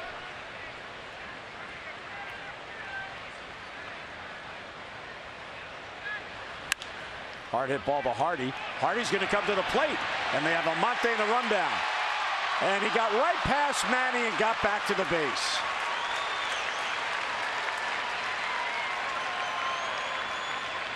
So the Indians do in fact have 2 on the fielder's choice that went awry. Oh, great play by J.J. Hardy. It's a bullet hit to him. I mean, nothing else you can do. Yeah, he could take the out at first base, but why not? I mean, the play is right in front of him. Good throw to Caleb Joseph, but then Manny just leaving a little too soon. Actually, Caleb Joseph not reading Manny. His job to see Manny. Manny put the hands up and did not give him the baseball. And you saw once again Caleb slamming the side. Some frustration right there. The infielder puts the hands up in the rundown. See the hands up right here. Give me the ball, give me the ball. And he takes an extra step or two. And that's what costs him. Almonte hustling back safely in the third. Grounded to second. Scope to Hardy 1. Back to first. Double play. The run does score, but they get 2 down. So 2 outs on 1 swing. It's a 5-1 game, but more importantly for Bundy, he got 2 outs on 1 pitch. Yeah, I'll take that gladly. Trade the 2 outs for the 1 run. Nice turn by Scope and Hardy. Great pitch by Bundy. Look at Jonathan Scope, the nice pop move. Feed to J.J. Hardy. The big man keeps the body under control. Pretty impressive play there. So it is 5-1 now, and Despaigne now getting loose. He'll likely come on to begin the 6th inning. Breaking ball is low.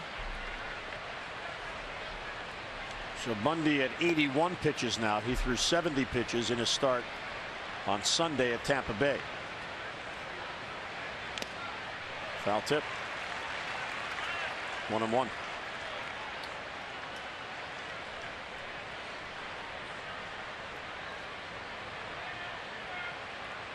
Pretty impressive second outing here, second start for Dylan Bundy. I like the fact that the fastball still holding the velocity, 94 miles an hour on the last fastball. His 83rd pitch.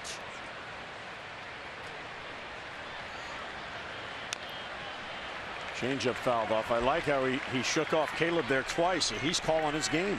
I like that. So talked to John Russell yesterday about a number of things that the catchers do, and on this team with Wieters and Caleb, they pretty much call the game. But John said that Dave Wallace reminds the starters, especially, it's your game. They're suggesting pitches, but it's still your game. And if you don't have the conviction in what the catcher's calling, don't throw it. Just, shake them off or call them out. Yeah, and there has to be communication there. There has to be an understanding both between the catcher and the pitcher. So in between innings, they'll talk about things. And if Dylan Bundy shakes off and Caleb goes to it, probably a reason.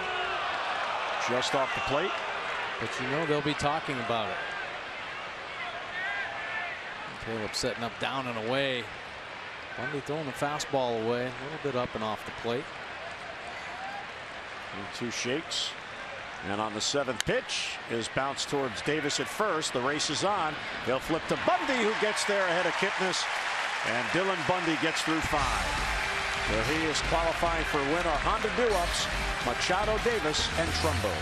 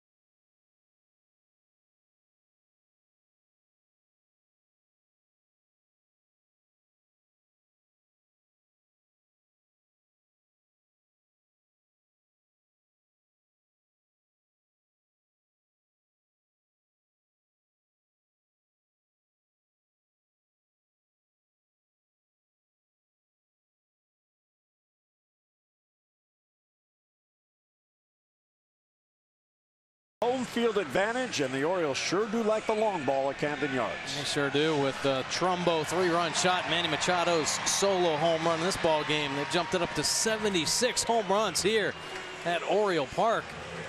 5 ahead of the Mariners. Mets on the list. Cardinals and Nationals with the power at home. Orioles 144 home runs on the year. Trumbo 29 long balls. He'll bat 3rd this inning. Here's Machado, who's got a perfect night going. Bauer stays on. Ball 1 in the breaking ball that misses. Here's the pitch count for Bauer in the splits. Mostly fastball.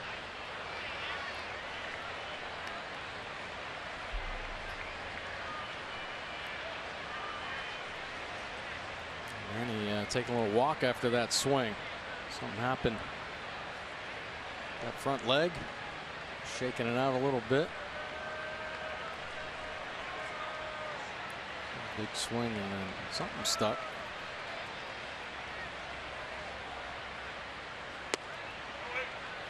Ball 2 down and away.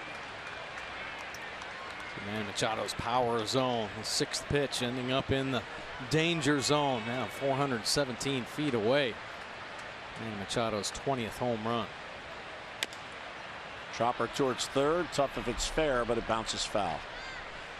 On the 3rd inning, he gave one a ride. It landed on the sod farm just to the left of the bleachers. Yeah, one of the best high fastball hitters in the game. And he gets on a Bauer heater straight away center field. Backspun. The Orioles insurance run. Gingerly walking back to the plate.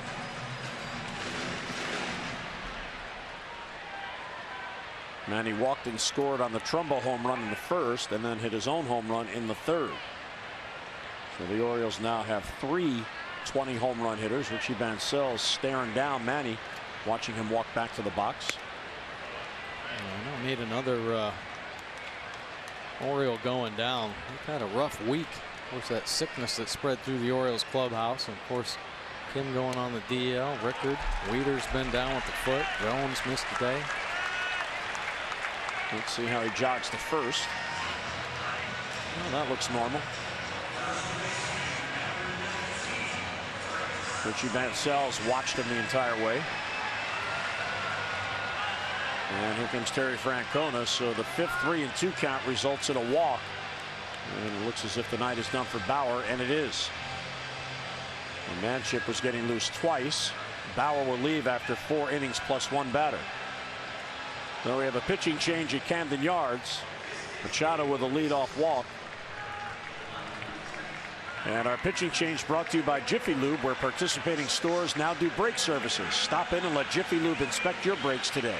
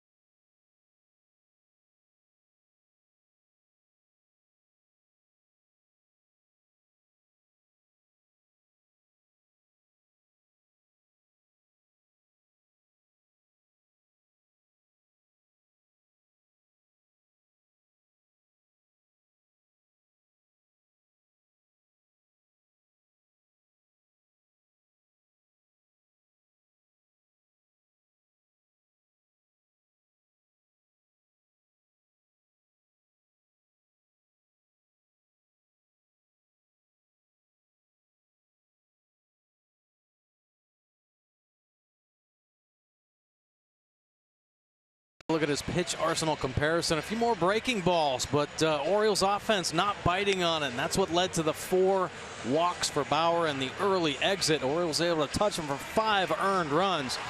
Give way to the Indians bullpen. Jeff Manship coming out. Take a look at his pitch arsenal. Fastball 51% of the time. 2-seamer, 4-seamer, low 90s with the heater. Right, he's going to see the slider, primarily fastball slider, occasional changeup for the lefties. This will be his 35th appearance. Has a win, 296 earned run average. Opponent sitting 233 overall off Manship. He's given up the 4 long balls. And how about inherited runner stranded? Pretty good, 70% of them left on base. Gets ahead of Chris Davis on the called strike. Chris 0 for 2 with a couple of strikeouts. He has seen Manship only once. He is 0 for 1 against him. The Manny on at first, the leadoff walk that chases Bauer. And inside.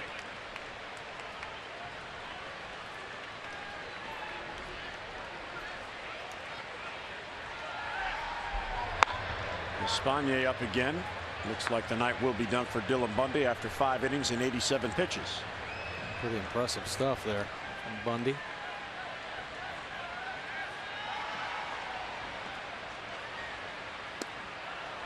Swing and a miss.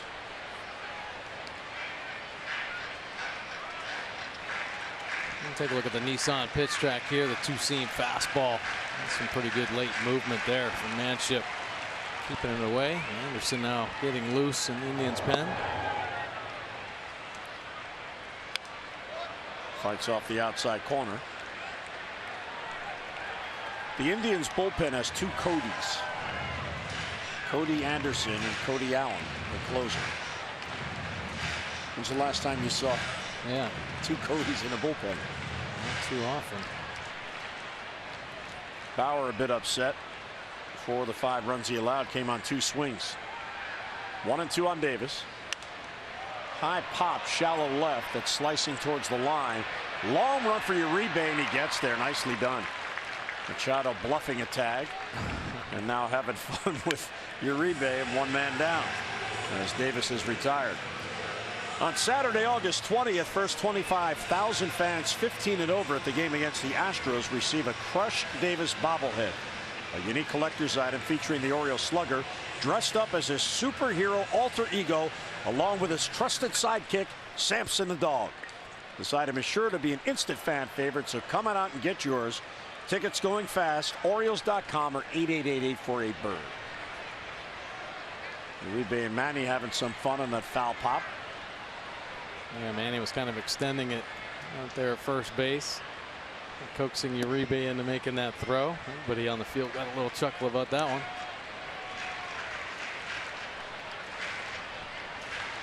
Trumbo, a 3-run home run in the first. His first home run since July 9th.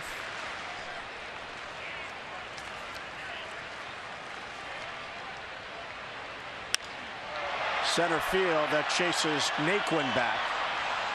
And he turns and has it for the out. 2 men down. Machado halfway back to first. Must have gotten it off the end of the bat there. Looked like a pretty good swing from Trumbo. 5-1 lead for the O's. Big crowd on hand on Floppy Hat Night.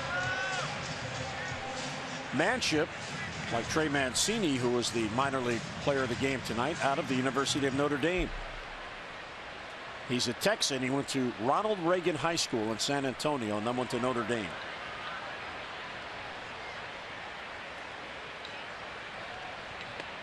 Alvarez with a swing and a miss, fooled by the pitch.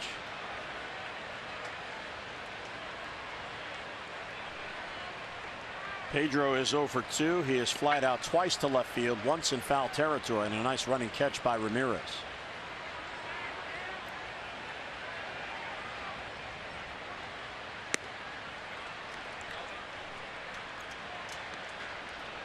See, the shift is on against Alvarez.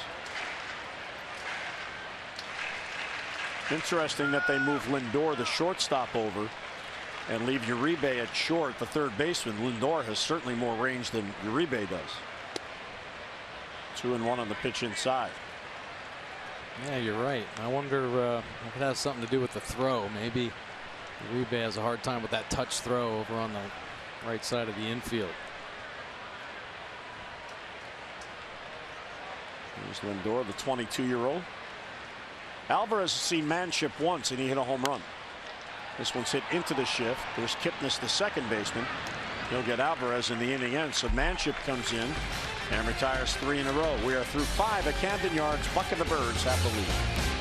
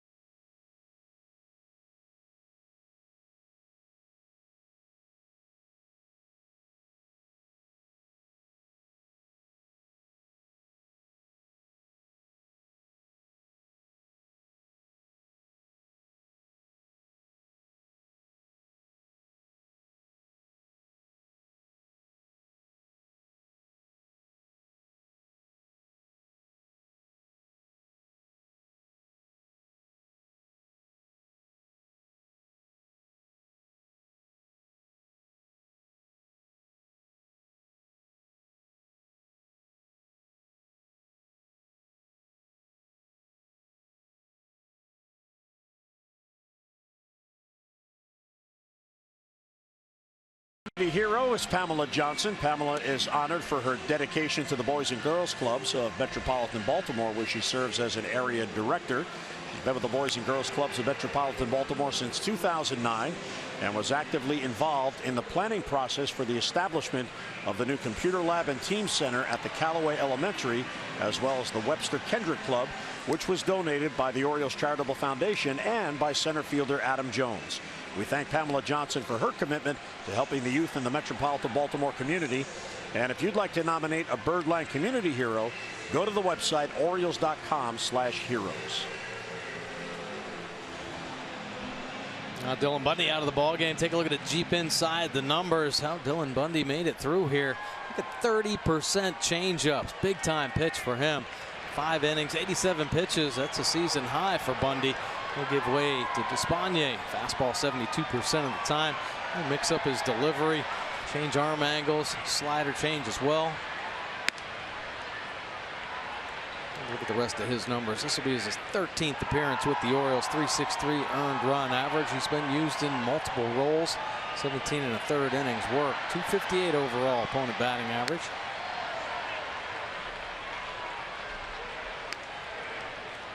Lindor has never seen Despaigne. In fact, of the active Indians, only Uribe has seen him.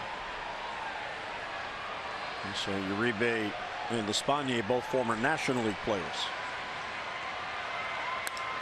Off the end of the bat to center field. Long run in for Jones. Won't get there. And it falls in for a base hit.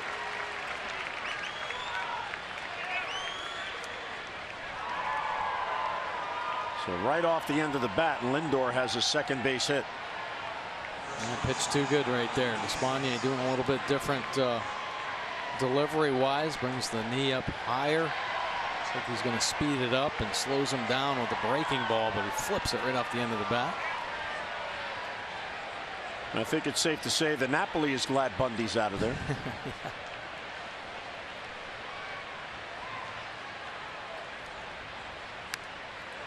Vicious cut, and he fouled it back 0-1. Well, Napoli was having a hard time corralling Bundy. Couple punch outs.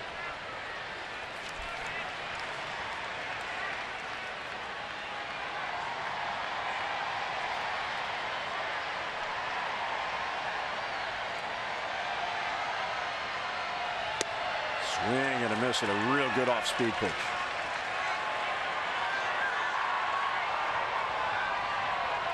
Despaigne last worked Tuesday in New York.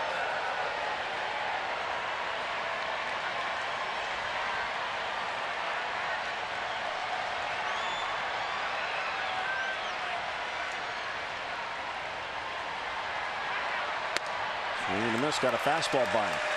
Now, the way the Orioles bullpen right now is constructed, there's Napoli down on strikes for a third time. Despaigne has become the long man. Yeah, this is a good heater. Another good sequence of pitches. High fastball, slider down in the zone. 95 up at the top of the zone that Napoli swings through. Third punch out of the night for Napoli. Here's Jose Ramirez. Weak ground ball to second. Schoop has one play, and he takes the lead runner. How about that?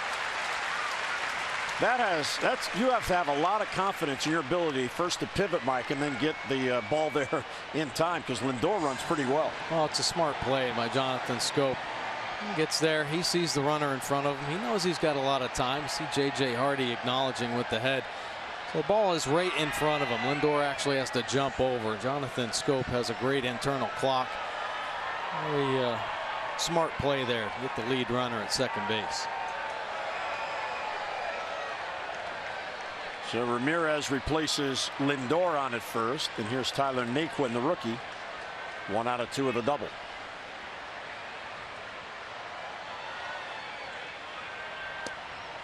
A little bit low, 1-0. So Bundy's in line for a win. Orioles starters came in 31 and 32 in their decision, so they would get back even if this one holds, and Bundy would have his first major league win as a starter, and he certainly earned it.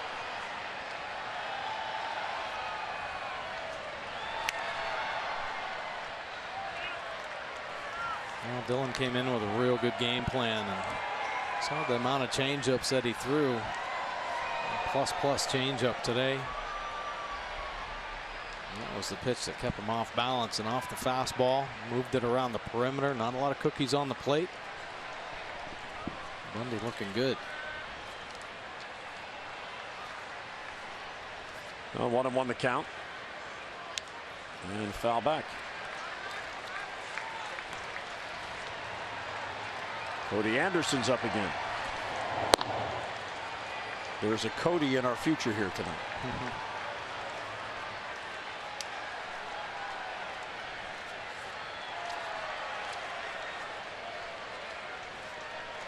And Espana on in relief of Bundy. Swing and a miss. He got him. Got a fastball by him. Espana with a couple of Ks after the leadoff hit. We'll head to the bottom of the 6th. Orioles in command with a 5-1 lead.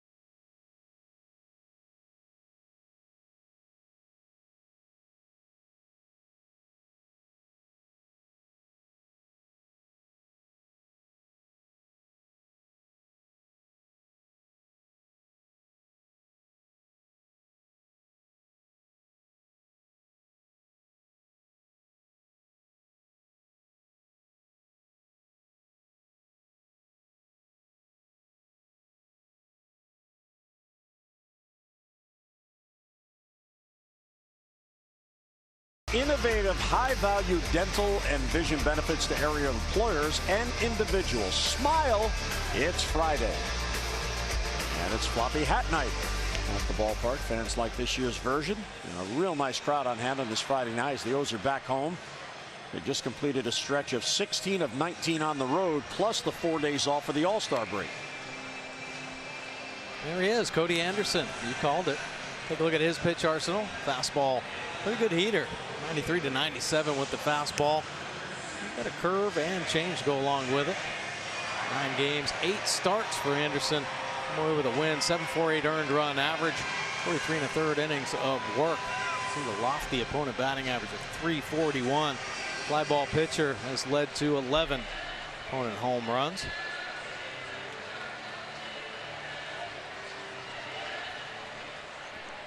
They're going to work on J.J. Hardy leading off here in the Orioles 6th. Joseph and Bourbon will follow lower third of the lineup. Anderson actually started the season in the rotation. Actually Bauer's spot. But, had a slow start into the year. Bauer slid in. Anderson went to the pen.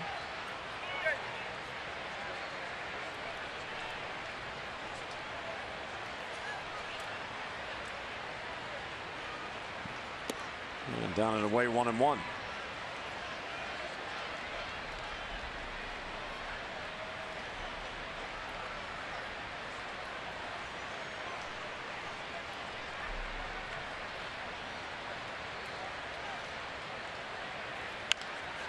And bounce foul wide of third. A 1-2 on JJ, who singled and scored in the second.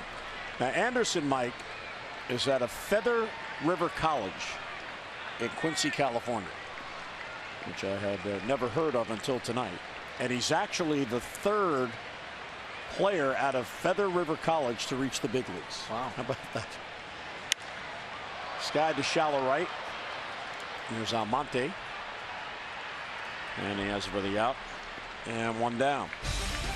This copyrighted telecast is presented by authority of the Orioles and may not be reproduced or retransmitted in any form.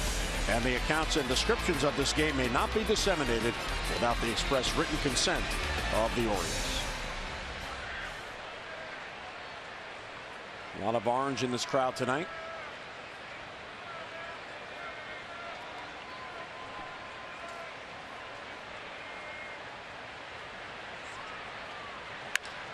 Ground ball towards the hole, and Caleb's got another base hit. He's got back-to-back multi-hit games.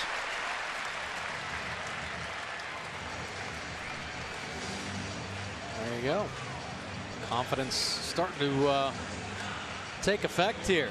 On the inside heater. A missed fastball, though. That fastball away. Leaks back over, and Joseph hammering it through the 5-6 hole. Second knock of the night. Then on base, all three ABs. That's disgusting as fuck. Well, here's Julio Bourbon, batting ninth.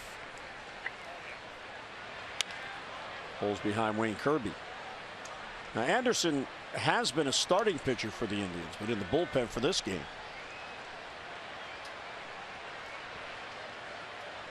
He was drafted in the 14th round in 2011. He made his big league debut last year, made 15 starts, won 7 games.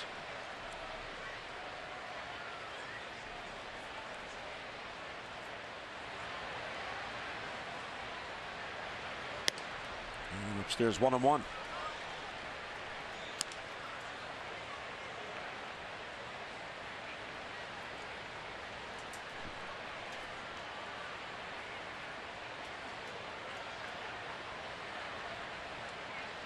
He's also appeared 6 games this year at AAA for Columbus. Yeah, after his rough opening month, sent him back down. Off the glove of the first baseman Napoli in the shallow right field. So Bourbon has a base hit. Napoli almost had an inning-ending double play, and he just couldn't squeeze it. Bourbon dropping the head on it, inside pitch, and Napoli was there, but too much hair right through the glove. And the bullet, good look here. Hooking. And just beats Napoli. Definitely would have been a double play there. Bourbon catching a break. So it is a base hit. It's a 2-on with 1 out, and it turns the lineup over as Bourbon gets a base hit. His second hit. He's making his 2nd consecutive start. Now he was called up to replace Kim on the roster. And Dario Alvarez called up today to replace Joey Rickard, who has an injured ligament in his right thumb. There's Hunsu on the bench. Ball 1 inside to Adam. Well, Hunsu should be coming off sometime this week, right? Yeah, because of the All-Star break. And he gets credit for those 4 days.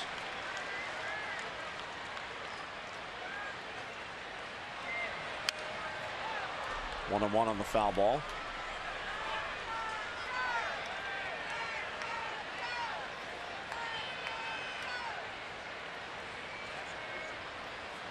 Well, he got hurt in the last game before the break, which was on the 10th.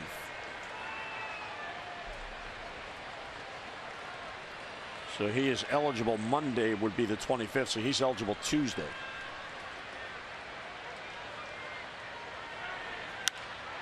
Right center field has some carry to it. Naquin is back, and he has it for the out. Caleb's going to tag and head to third. Bourbon played it halfway. He's back to first. So 2 down on the fly ball out, and the Orioles have the covers cornered here in the 6th. Monday, don't miss your chance to meet Orioles infielder Ryan Flaherty. He'll be signing autographs and meeting fans at the T-Mobile store on Ritchie Highway in Glen Burnie.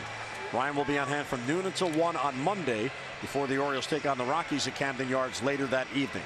That's Monday from noon until 1, the T-Mobile store in Glen Burnie. For more details on player appearances, visit OriolesReach.com. Jonathan Scope, chance for an RBI, 1st and 3rd. He is 0 for 3, bounced into a fielder's choice his last at bat.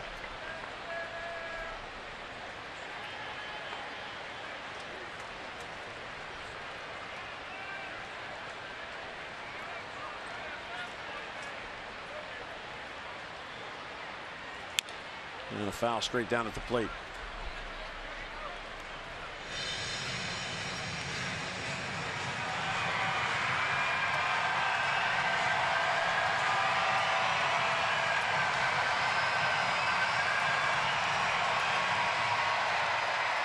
Joseph and Bourbon, 3rd and 1st.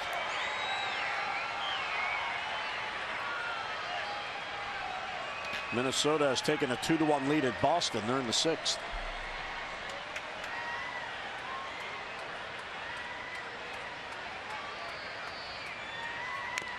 Fouls off the breaking ball. Anderson, the third pitcher used by the Indians. Bauer went 4 innings plus 1 batter. Manship relieved in the 5th and got 3 outs. And now Anderson here in the 6th.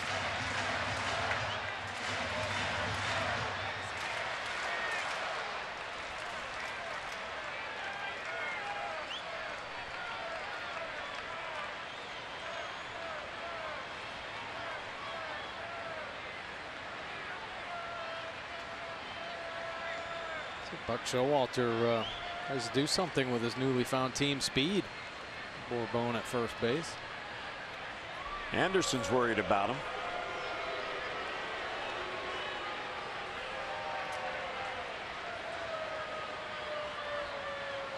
Although he can score from first base on a gapper. Oh yeah, we saw it yesterday. Wasn't even a gapper, it was a soft base hit down the line. Perfectly placed by Scope. He's going, and it's swung on and missed. So Scope down on strikes, and that'll end the inning. Orioles get a couple of hits in strand 2. We are through 6. First game of the homestand. Birds have the lead.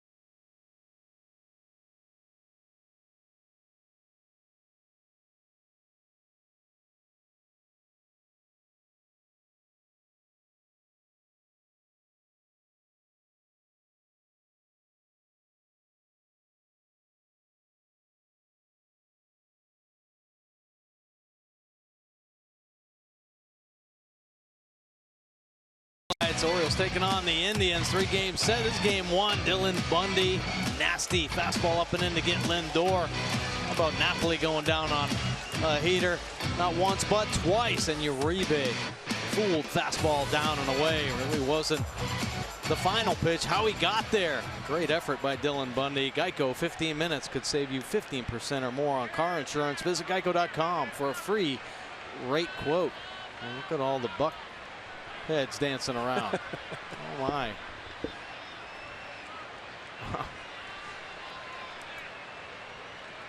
Espana stays on. 5-1 lead for the O's. Here's Juan Uribe. 0-1.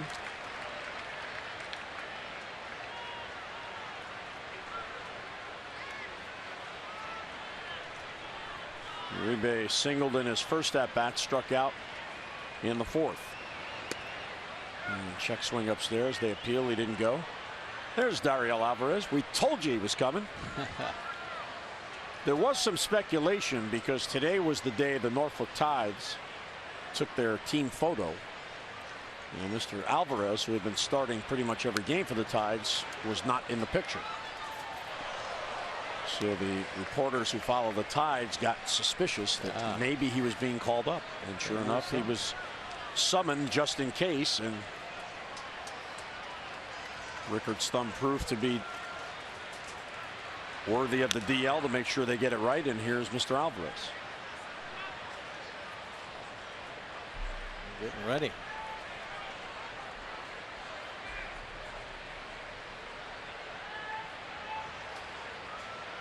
So the Orioles have 2 players from Cuba now. Despaigne and Alvarez. Hey, hey. Oh.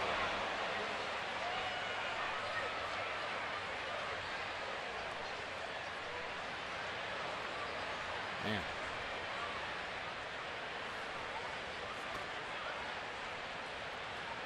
You could hear that up here. It sounded like it hit the bat. It hit so hard. Man, you're not liking that.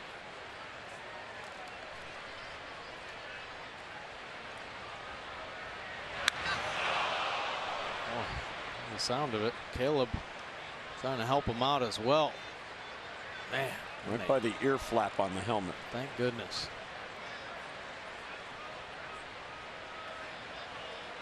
Nobody likes the up and in. Thank goodness it caught him on the ear flap. Despaign's fastball getting away.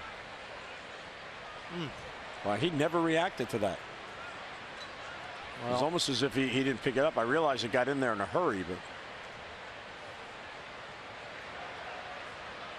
I don't think he was expecting that with the 2 strikes. If anything, maybe a breaking ball starting at the hitter, where you keep the front side in as long as possible.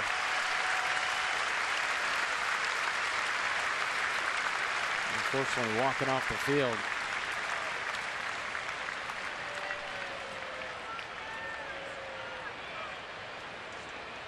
Rajai Davis will pinch run.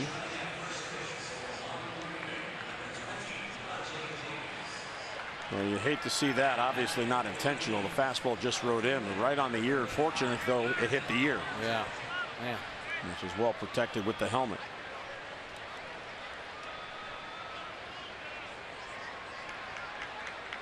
And now he'll go through the concussion protocol. I think there were a lot of positive things, though. He didn't lose consciousness, and nodding, talking to the trainer. It looked like he wanted to stay in.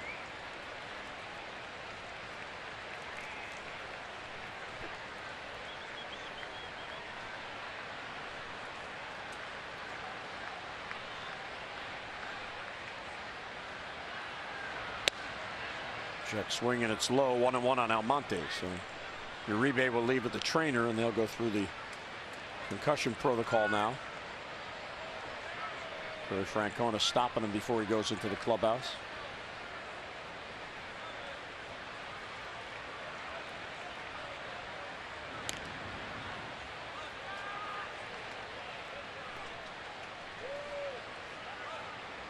Almonte 1 out of 2, doubled and scored the run in the 5th. Orioles nearly had him off third base on a ground ball, but they misplayed the rundown and he got back. This is a tough play for Manny, but of course he's Manny. Makes it look easy. 1 away. And to second base goes Davis. Orioles baseball on MASN is brought to you by Southwest. Transparency, low fares, nothing to hide. And by your Baltimore BMW centers. Visit BaltimoreBMW.com today for exceptional offers. Nice crowd on hand on this Friday night. Here's Jimenez, the catcher, the number 9 batter. Manny Machado makes those plays along with Hardy and Scope. You guys are so big. If their feet are in the right position, they could do so many different things with the freedom of their glove and reach out. This one's lifted to left field. Bourbon in on it. Has to play it on the hop. But the way he played it, it froze Davis, and for the moment it saves a run. Yeah, Rajai Davis had a pretty good read, and then he ended up putting the brakes on. And if Bourbon would have caught it, he would have had him doubled up. See, he has a good read, and then he just freezes.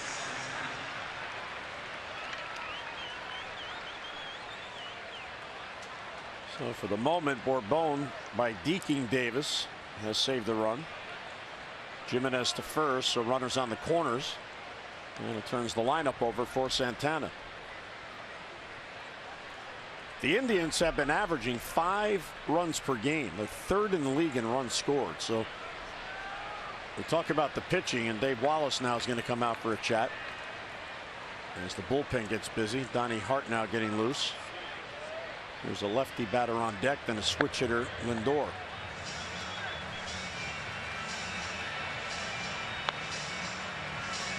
they've had a lot of contributors offensively. Of course, Santana's having a very good year at the top of the lineup. Kipnis, very consistent offensive player as well. Napoli hitting the bombs. And I'm sure part of what Dave Wallace said was, we know you're probably shaken up because you hit your rebate in the helmet, but you still got to be aggressive. You can't pitch timid. And here is Santana. One swing from him, that could be a new game with 2 on and 1 out. He has 21 home runs on the year. Down and in, 1-0. Davis, the pinch runner, at third. Jimenez at first, and 1 down.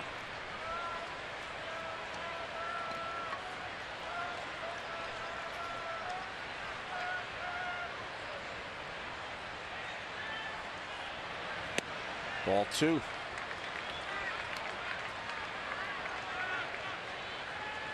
Being real careful right now, especially with Santana. Don't want to make mistakes on the plate, so working in just off the inside corner, hoping to open up that outer third. Good cut, and he fouled it back. 2-1. Now some news from that Red Sox game. Minnesota now has a 2-1 lead in the 7th. Brian Dozier had tied it with a solo home run, and then Miguel Sano with an RBI double. But Mookie Betts, who led off the game in the bottom of the 1st with a solo home run, has left the game with a sore right knee. And he is listed as day-to-day. He has been one of their most consistent and hot hitters on the year, and gave them an early lead bottom of the 1st, and now he's out of the game. 2-1 pitch is inside, ball 3. And Despaigne really creating a jam for himself here. The hit by pitch and a single. Now he's 3-1 on a very patient hitter in Carlos Santana. Kipnis waits on deck.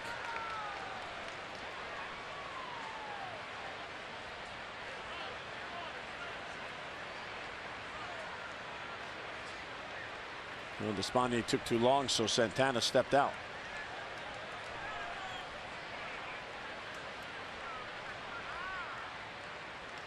As a hitter, if you're standing in the box, standing in there, your mind starts thinking about too many different things, so you got to calm it down.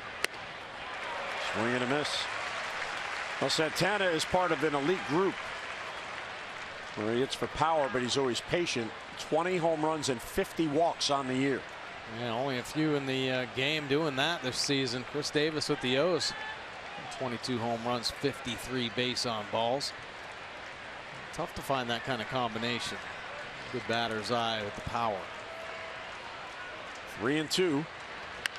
And a comebacker. Despaigne to second, out there, back to first. Double play gets him out of it. And the Indians can't score.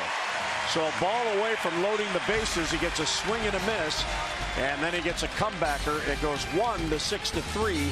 7th inning stretch with the O's in front.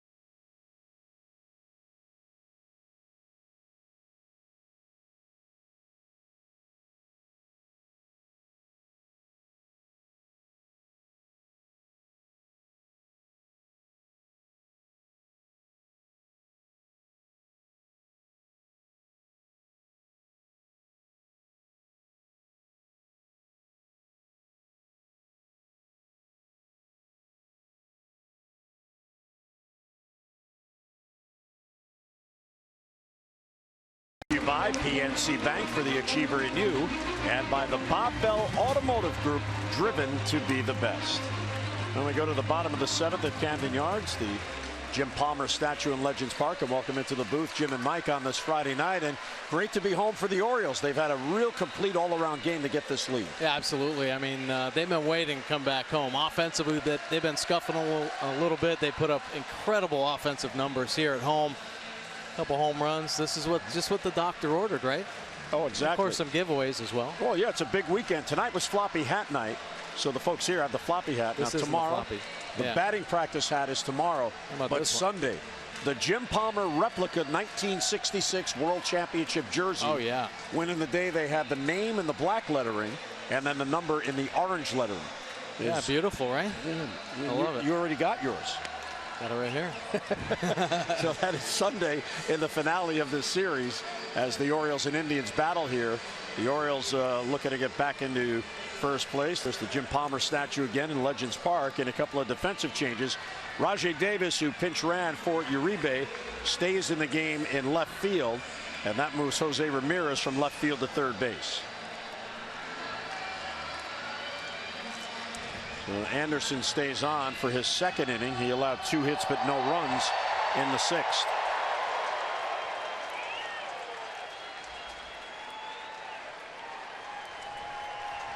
And here's Manny leading off.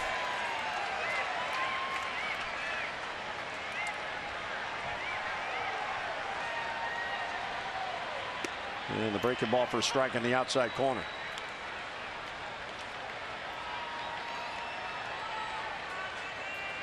Seattle continuing to lead Toronto 2-1, and the Yankees continuing to lead the Giants 2-0. And there's a base hit for Manny. Yeah, he has a 2-hit game. His 37th multi-hit effort of the game. Follow Orioles baseball live with the MLB.com at-bat app. Stay up to the moment at any moment with Game Day, with live game video highlights, StatCast, news, and more. Download MLB.com at-bat, the #1 app for live baseball on your phone or tablet. 37 multi-hit games. Machado now has 115 base hits. Yeah, nice to see him staying hard to the middle here in this ball game. Himself right. Of course, the long ball. And nice piece right there. A little single to start the 7th inning off. Swing and a miss at the changeup. 0-1 on Davis.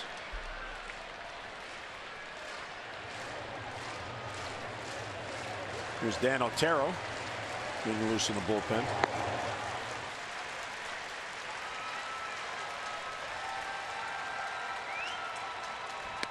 And too tight, 1-1. And I guess if there's anything the Indians really need as they continue their quest for the postseason, probably bullpen piece, maybe a lefty. With their rotation pretty much set.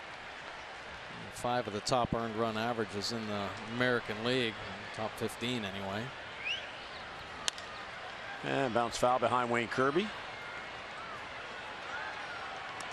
The bluff to field that ball. Now he's here from the bench. I bet you number 10 is behind that.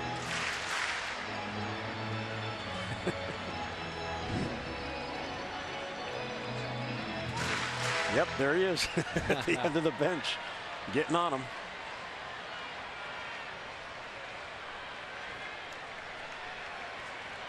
And 1-2 on Davis.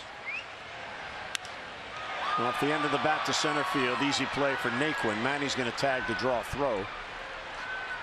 And he goes about a third of the way down, does draw the throw, and then retreats.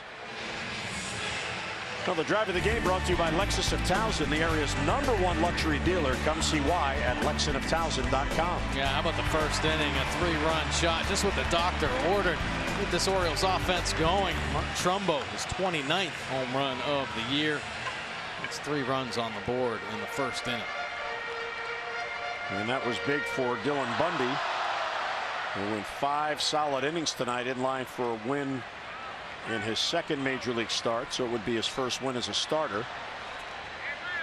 Dylan had 2 wins in relief this year. Base hit. You know, Mike, you like to see that from a couple of guys who've each homered in this game. Just nice compact swings and ground balls up the middle. Absolutely. I mean, not trying to do too much. Really, both these guys, Machado and Trumbo, and most of the power hitters on the Orioles team, when they're right, they're just line drive hitters that hit 400-foot line drives sometimes. And here, Trumbo taking his home run swing, but gets on top of the baseball, so it's a hard single up the middle. Terry Francona out. Otero was getting loose, and Otero is coming in to face Pedro Alvarez. So another pitching change in Baltimore, with the Orioles leading at 5-1.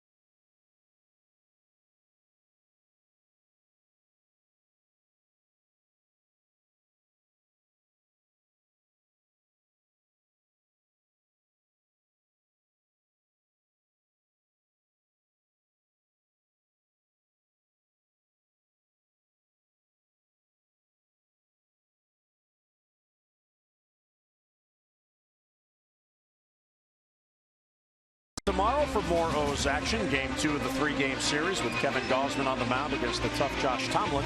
Our coverage on MASN 2 begins at 6:30 with O's Extra presented by Southwest, followed by game coverage at 7 o'clock on MASN 2 and WJZ. We've got all the access you need right here on MASN.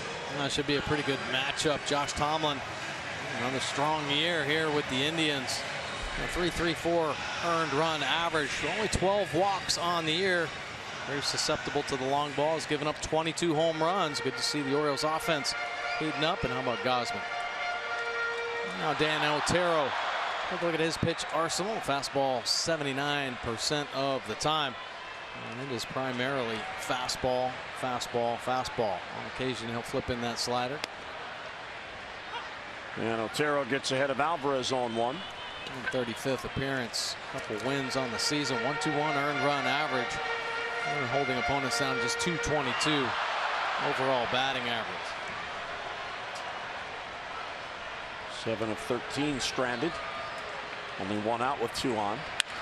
Ground ball towards short. There's Lindor. The flip to second for one. Kipnis back to first and out at first base as Alvarez bounces into the double play, and nicely turned by Lindor and Kipnis.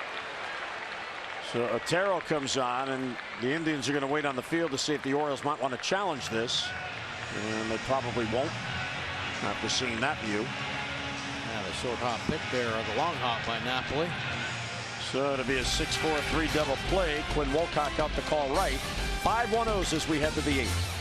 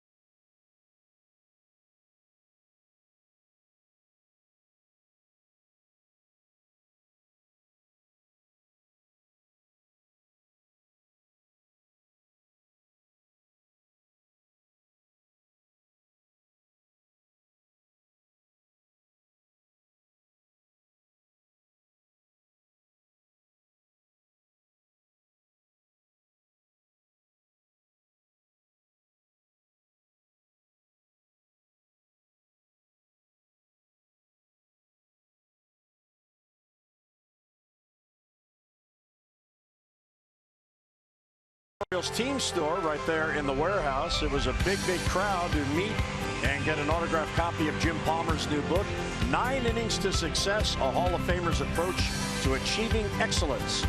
And of course, Jim very good with the fans. Looks a little warm there in the Orioles team store, and there's the book. And Jim now will head on up to Cooperstown for the Hall of Fame inductions on Sunday of Mike Piazza and Ken Griffey Jr. Good stuff right there.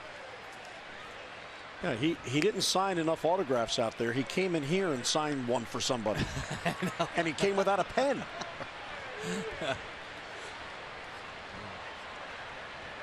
Espana still on. And 1-1 the count. There's Adams getting loose. Austin Adams. Brad Brock is getting loose for the O's.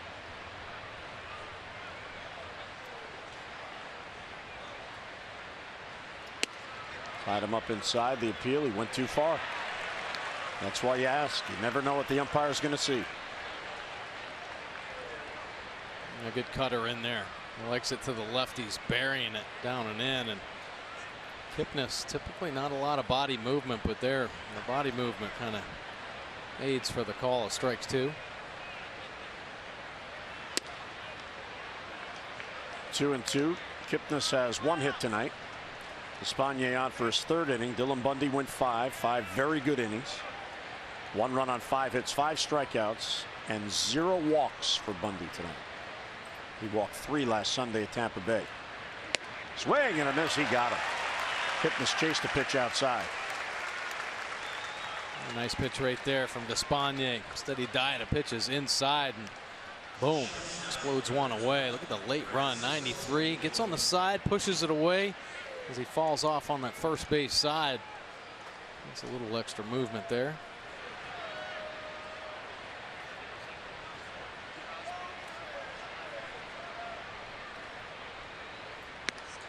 Outside to Lindor.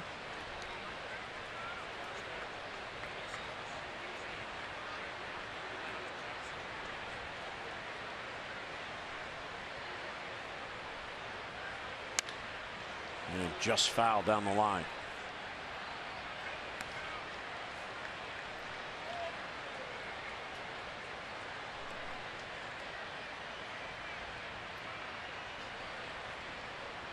Youngster is very happy. Now he's the most popular fan there. Juan Uribe has been diagnosed with a contusion to his head in his day-to-day after he was hit in the helmet by Despaigne.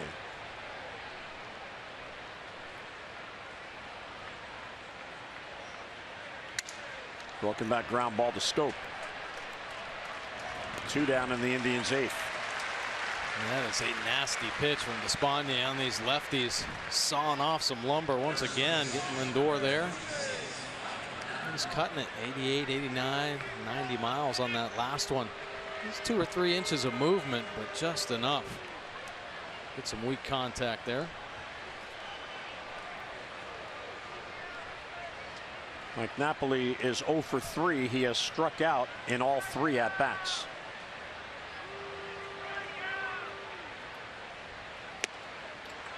Breaking ball for a strike.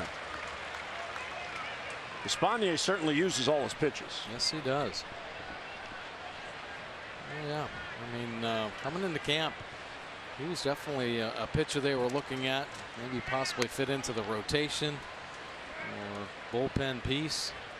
Came right down to the wire with a lot of arms, and kind of knew he would be here eventually anyway. Well, another one of those real good acquisitions by Dan Duquette where you bring in depth, and he didn't make the team, so he was there just in case, and now he's here and he's a valuable part of the bullpen. And with Worley now in the rotation, he's become the long man for Buck. Yeah, and thank goodness there were that many moves made to bring in pitchers like Despaigne and Worley. See now how hard it is to find good pitching, and teams are scrambling. The Orioles, one of the teams as well, looking for pitching help. And as Dan Duquette talked about today, there just isn't a lot out there. So these are the lifesavers. Despaigne, Worley eating up some innings. Got him. Napoli is 0 for 4 with 4 strikeouts, and Despaigne is a 3-up, 3-down inning. Mid-8th at Camden Yards, host pitchers dominating tonight in a 5-1 lead.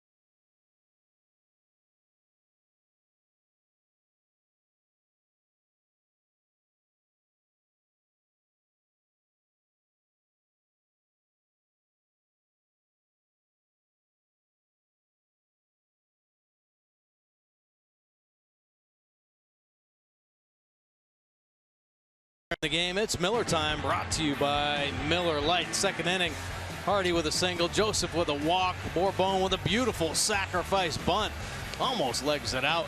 So runners at second and third, and how about Adam Jones with the sacrifice fly? And the Baltimore Orioles manufacture a run. J.J. Hardy scoring the 4th run for the Orioles. Yeah, well, a couple home runs in this ball game. Lead to 4 runs, and then, of course, the small ball make it 5-1. And the Cleveland Indians will go back to the bullpen. Austin Adams now in. Take a look at his pitch arsenal. The fastball 66% of the time, and it is a good one. 95-98. A hard slider and changeup to go along with it. This will be his 11th appearance. 7.20 earned run average. Opponents hitting .302 overall.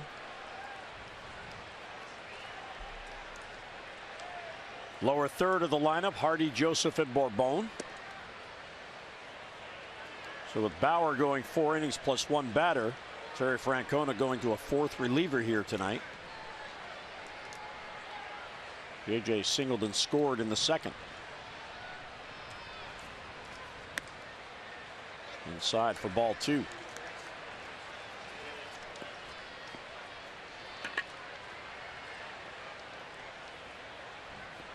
Go. Spania Alvarez reunited.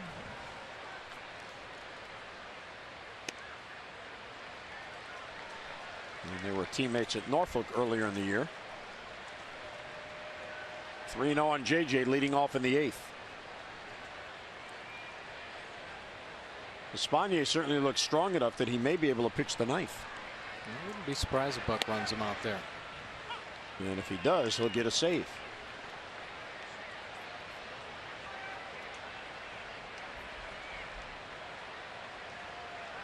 Bullpen at the moment quiet.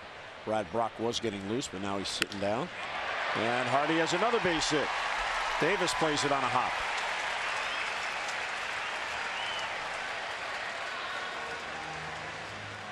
So JJ with 3 consecutive multi-hit games. And he's had a base hit to right field and now a base hit to left field, and his heroes are here tonight. Well, that's the thing about J.J. Hardy. He starts slapping base hits to right field. They'll start coming inside a little bit more and get down that Hardy line. Good piece of hitting there from J.J. to get his 2nd knock of the game. Caleb Joseph has a perfect night going. Takes ball 1.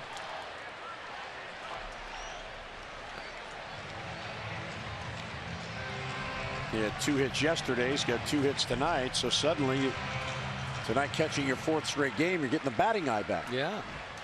Absolutely, getting a little rhythm and timing back, and now just lock in. Double play ball. Kipnis, Lindor, trouble getting out of his glove, but Lindor still gets it to first for the double play. We're 4-6-3 and 2 down. Lindor's got a pretty good arm there. Ball's in his glove for a while. Yeah, I was wondering what the hang-up was at second base. And, just couldn't get it out of the glove.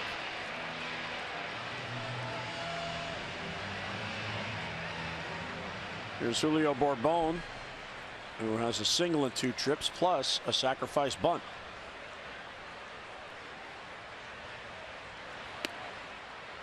Ball 1 down and in. The Indians in the ninth will have Ramirez, Naquin, and Rajai Davis due up.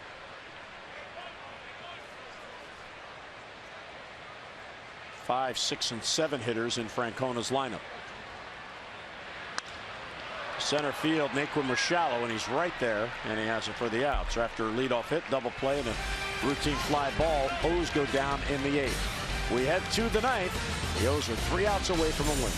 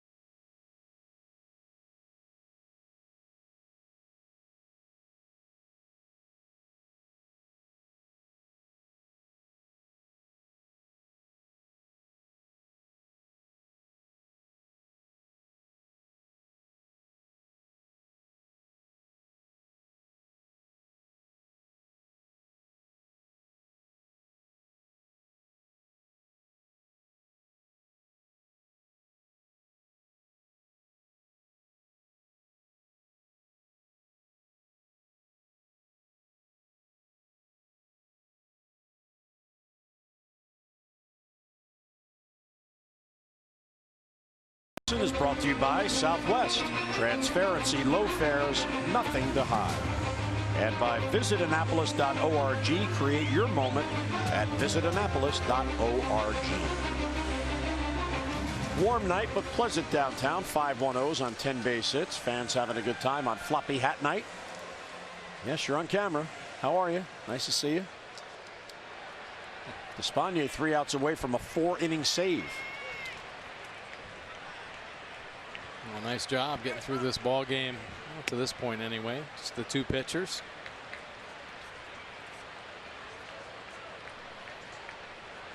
Ramirez 0 for 3.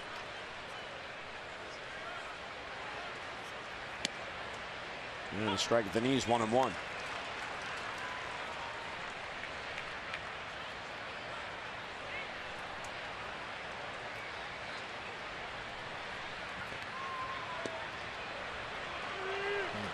Pitch there.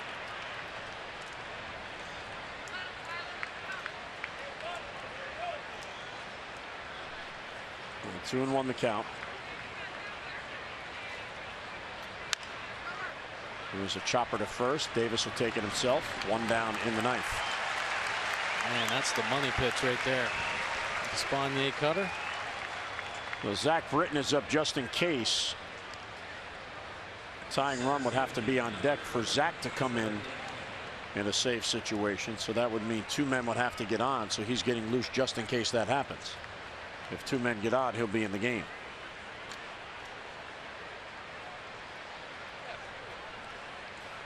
And maybe just getting Britton up kind of discouraged this Indians team from doing anything. We want no part of that guy. We get some runners on base. We don't want to face that. Taylor Naquin.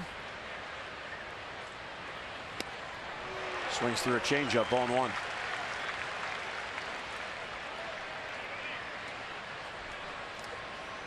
He's got them all. All of the pitches.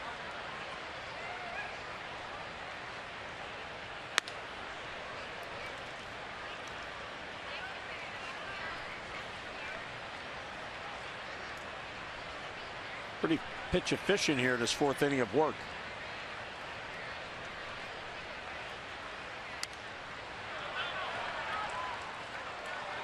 Well, he has now equaled his season high in pitches. He threw 47 pitches at Fenway Park in 2 2/3 innings. So far here, he's threw 3 1/3 on those 47 pitches.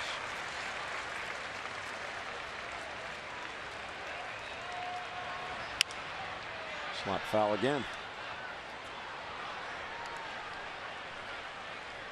Well, I'm impressed with Despaignet's velocity. He's rushed a couple up there, 93, 94 miles an hour. He's working the cutter in on the lefties at 89, 90.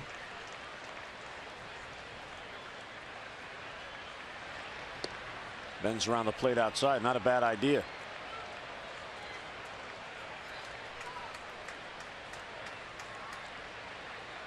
Well, Tillman got the win yesterday.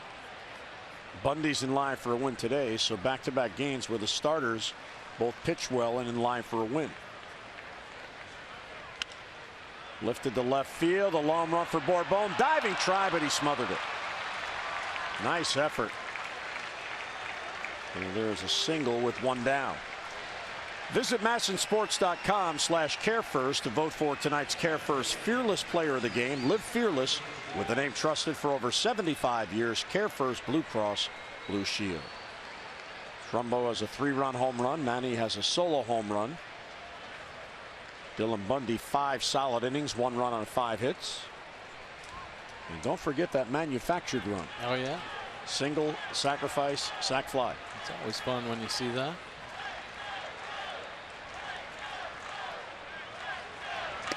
Swing and a miss. Wild swing by Rajai Davis. That's the old I'm getting the fastball swing and I'm swinging. Right. Yeah.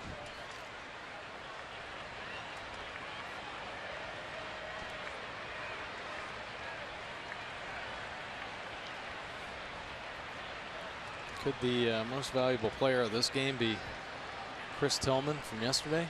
That big win that he came up with. That's what an ace is supposed to do. Stop the bleeding.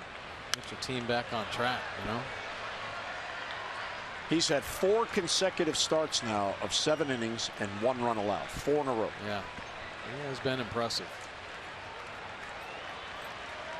Stepping up in the dog days, you know, and it's most important.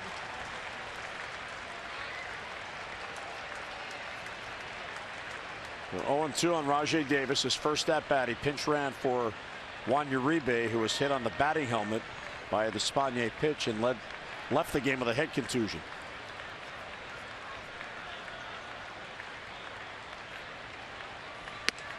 Doesn't chase. 1-2.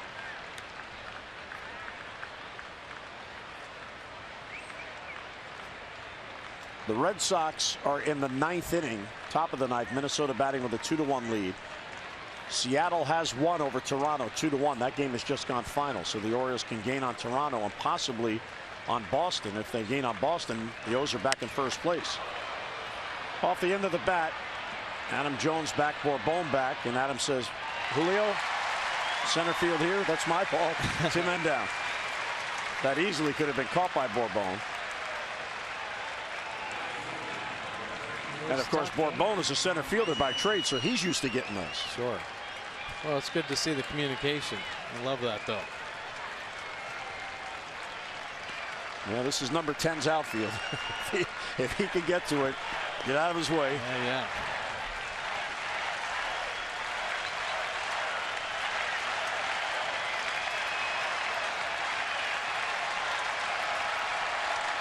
Fans now getting behind it. Real good crowd on hand here tonight. 39,358. Almonte takes ball 1. Well, you can kind of feel the importance of each game now. You make it past the All-Star break, and the team's in a good position, and every game matters. You kind of feel it, the pull of the postseason. Runner goes, pitches upstairs. Orioles let him take second base, so Naquin down to second. It will not be a stolen base.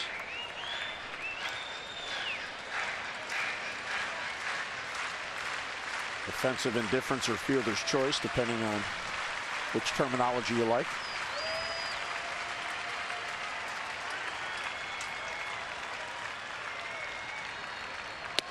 Swinging at a miss, 2-1. You'd like to see Despaigne finish this off and earn the save. 4-inning saves are very rare because of the way bullpens are built and utilized.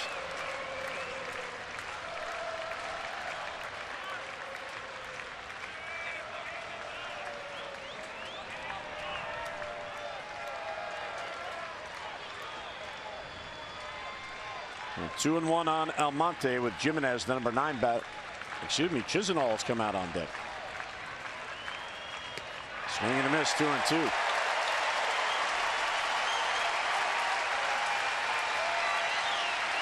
Good life at the top of the zone with the fastball.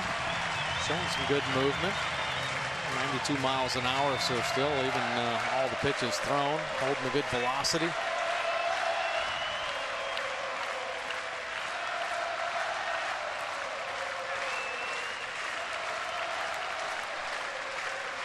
So 2-2 with 2 down. And a bouncer foul.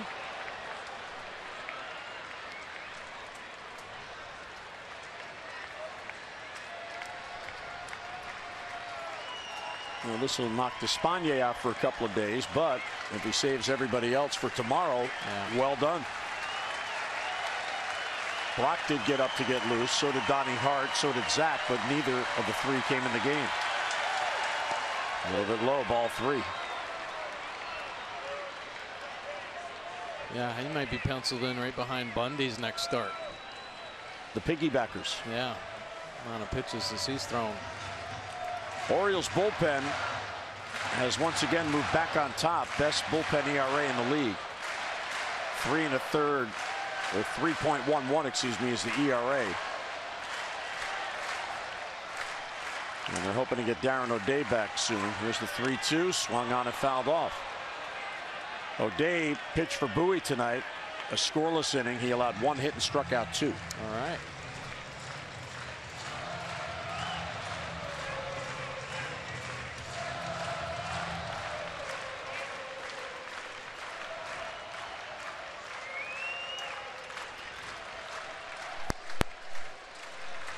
Eighth pitch coming in this at bat to Almonte.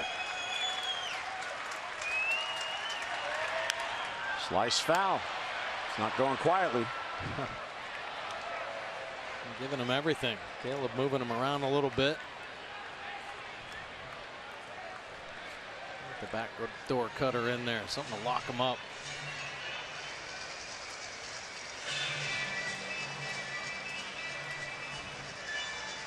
That visit also might have been just to give him a little breather. Hot night down there. Yeah, break a little of the rhythm of this long at bat.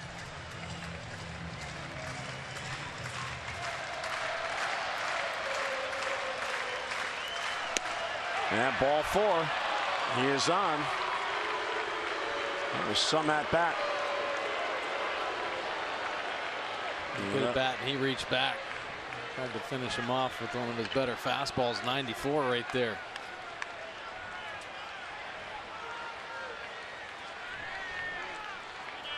So the catcher spot is due Chris Jimenez, but Lonnie Chisenhall is going to come up, and here comes Buck, and we're going to get Zach.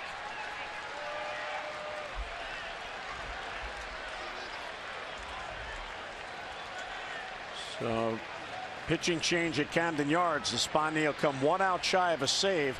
Britton coming on to try to earn the save. O's 1 out away from a win in the 9th.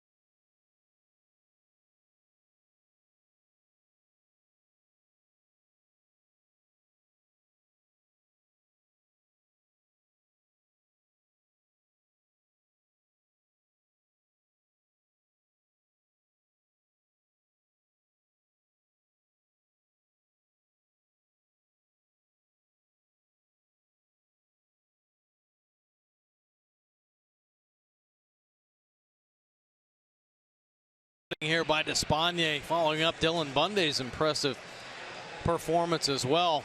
And he'll give way to Zach Britton, trying to close this out and pick up the save. Fastball 91% of the time. One of the best fastballs you're going to see in the game. Great late movement, holding good velocity as well. Mid-90s with the heater. Up in the high 90s as well. .66 earned run average. Opponents hitting just 155 overall off Britton. 91% of the runners stranded. He'll face Eric Gonzalez, and it's in the dirt. Heading to third base is Naquin without a throw. So the wild pitch puts runners at first and third as Almonte State put it first. Brett just spiking the heater there.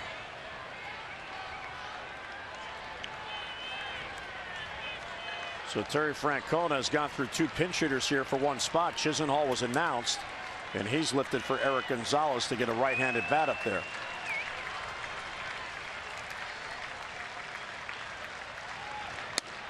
Right in there for a strike, 1-1. The save became an official stat in Major League Baseball in 1969. Zach yesterday earned his 30th save in the Orioles' 94th game. Only 2 Orioles have hit 30 saves in fewer than those 94 games. And a chopper past the mound. There's Scope. He will step on the base, and the ball game is over, and the Orioles win it.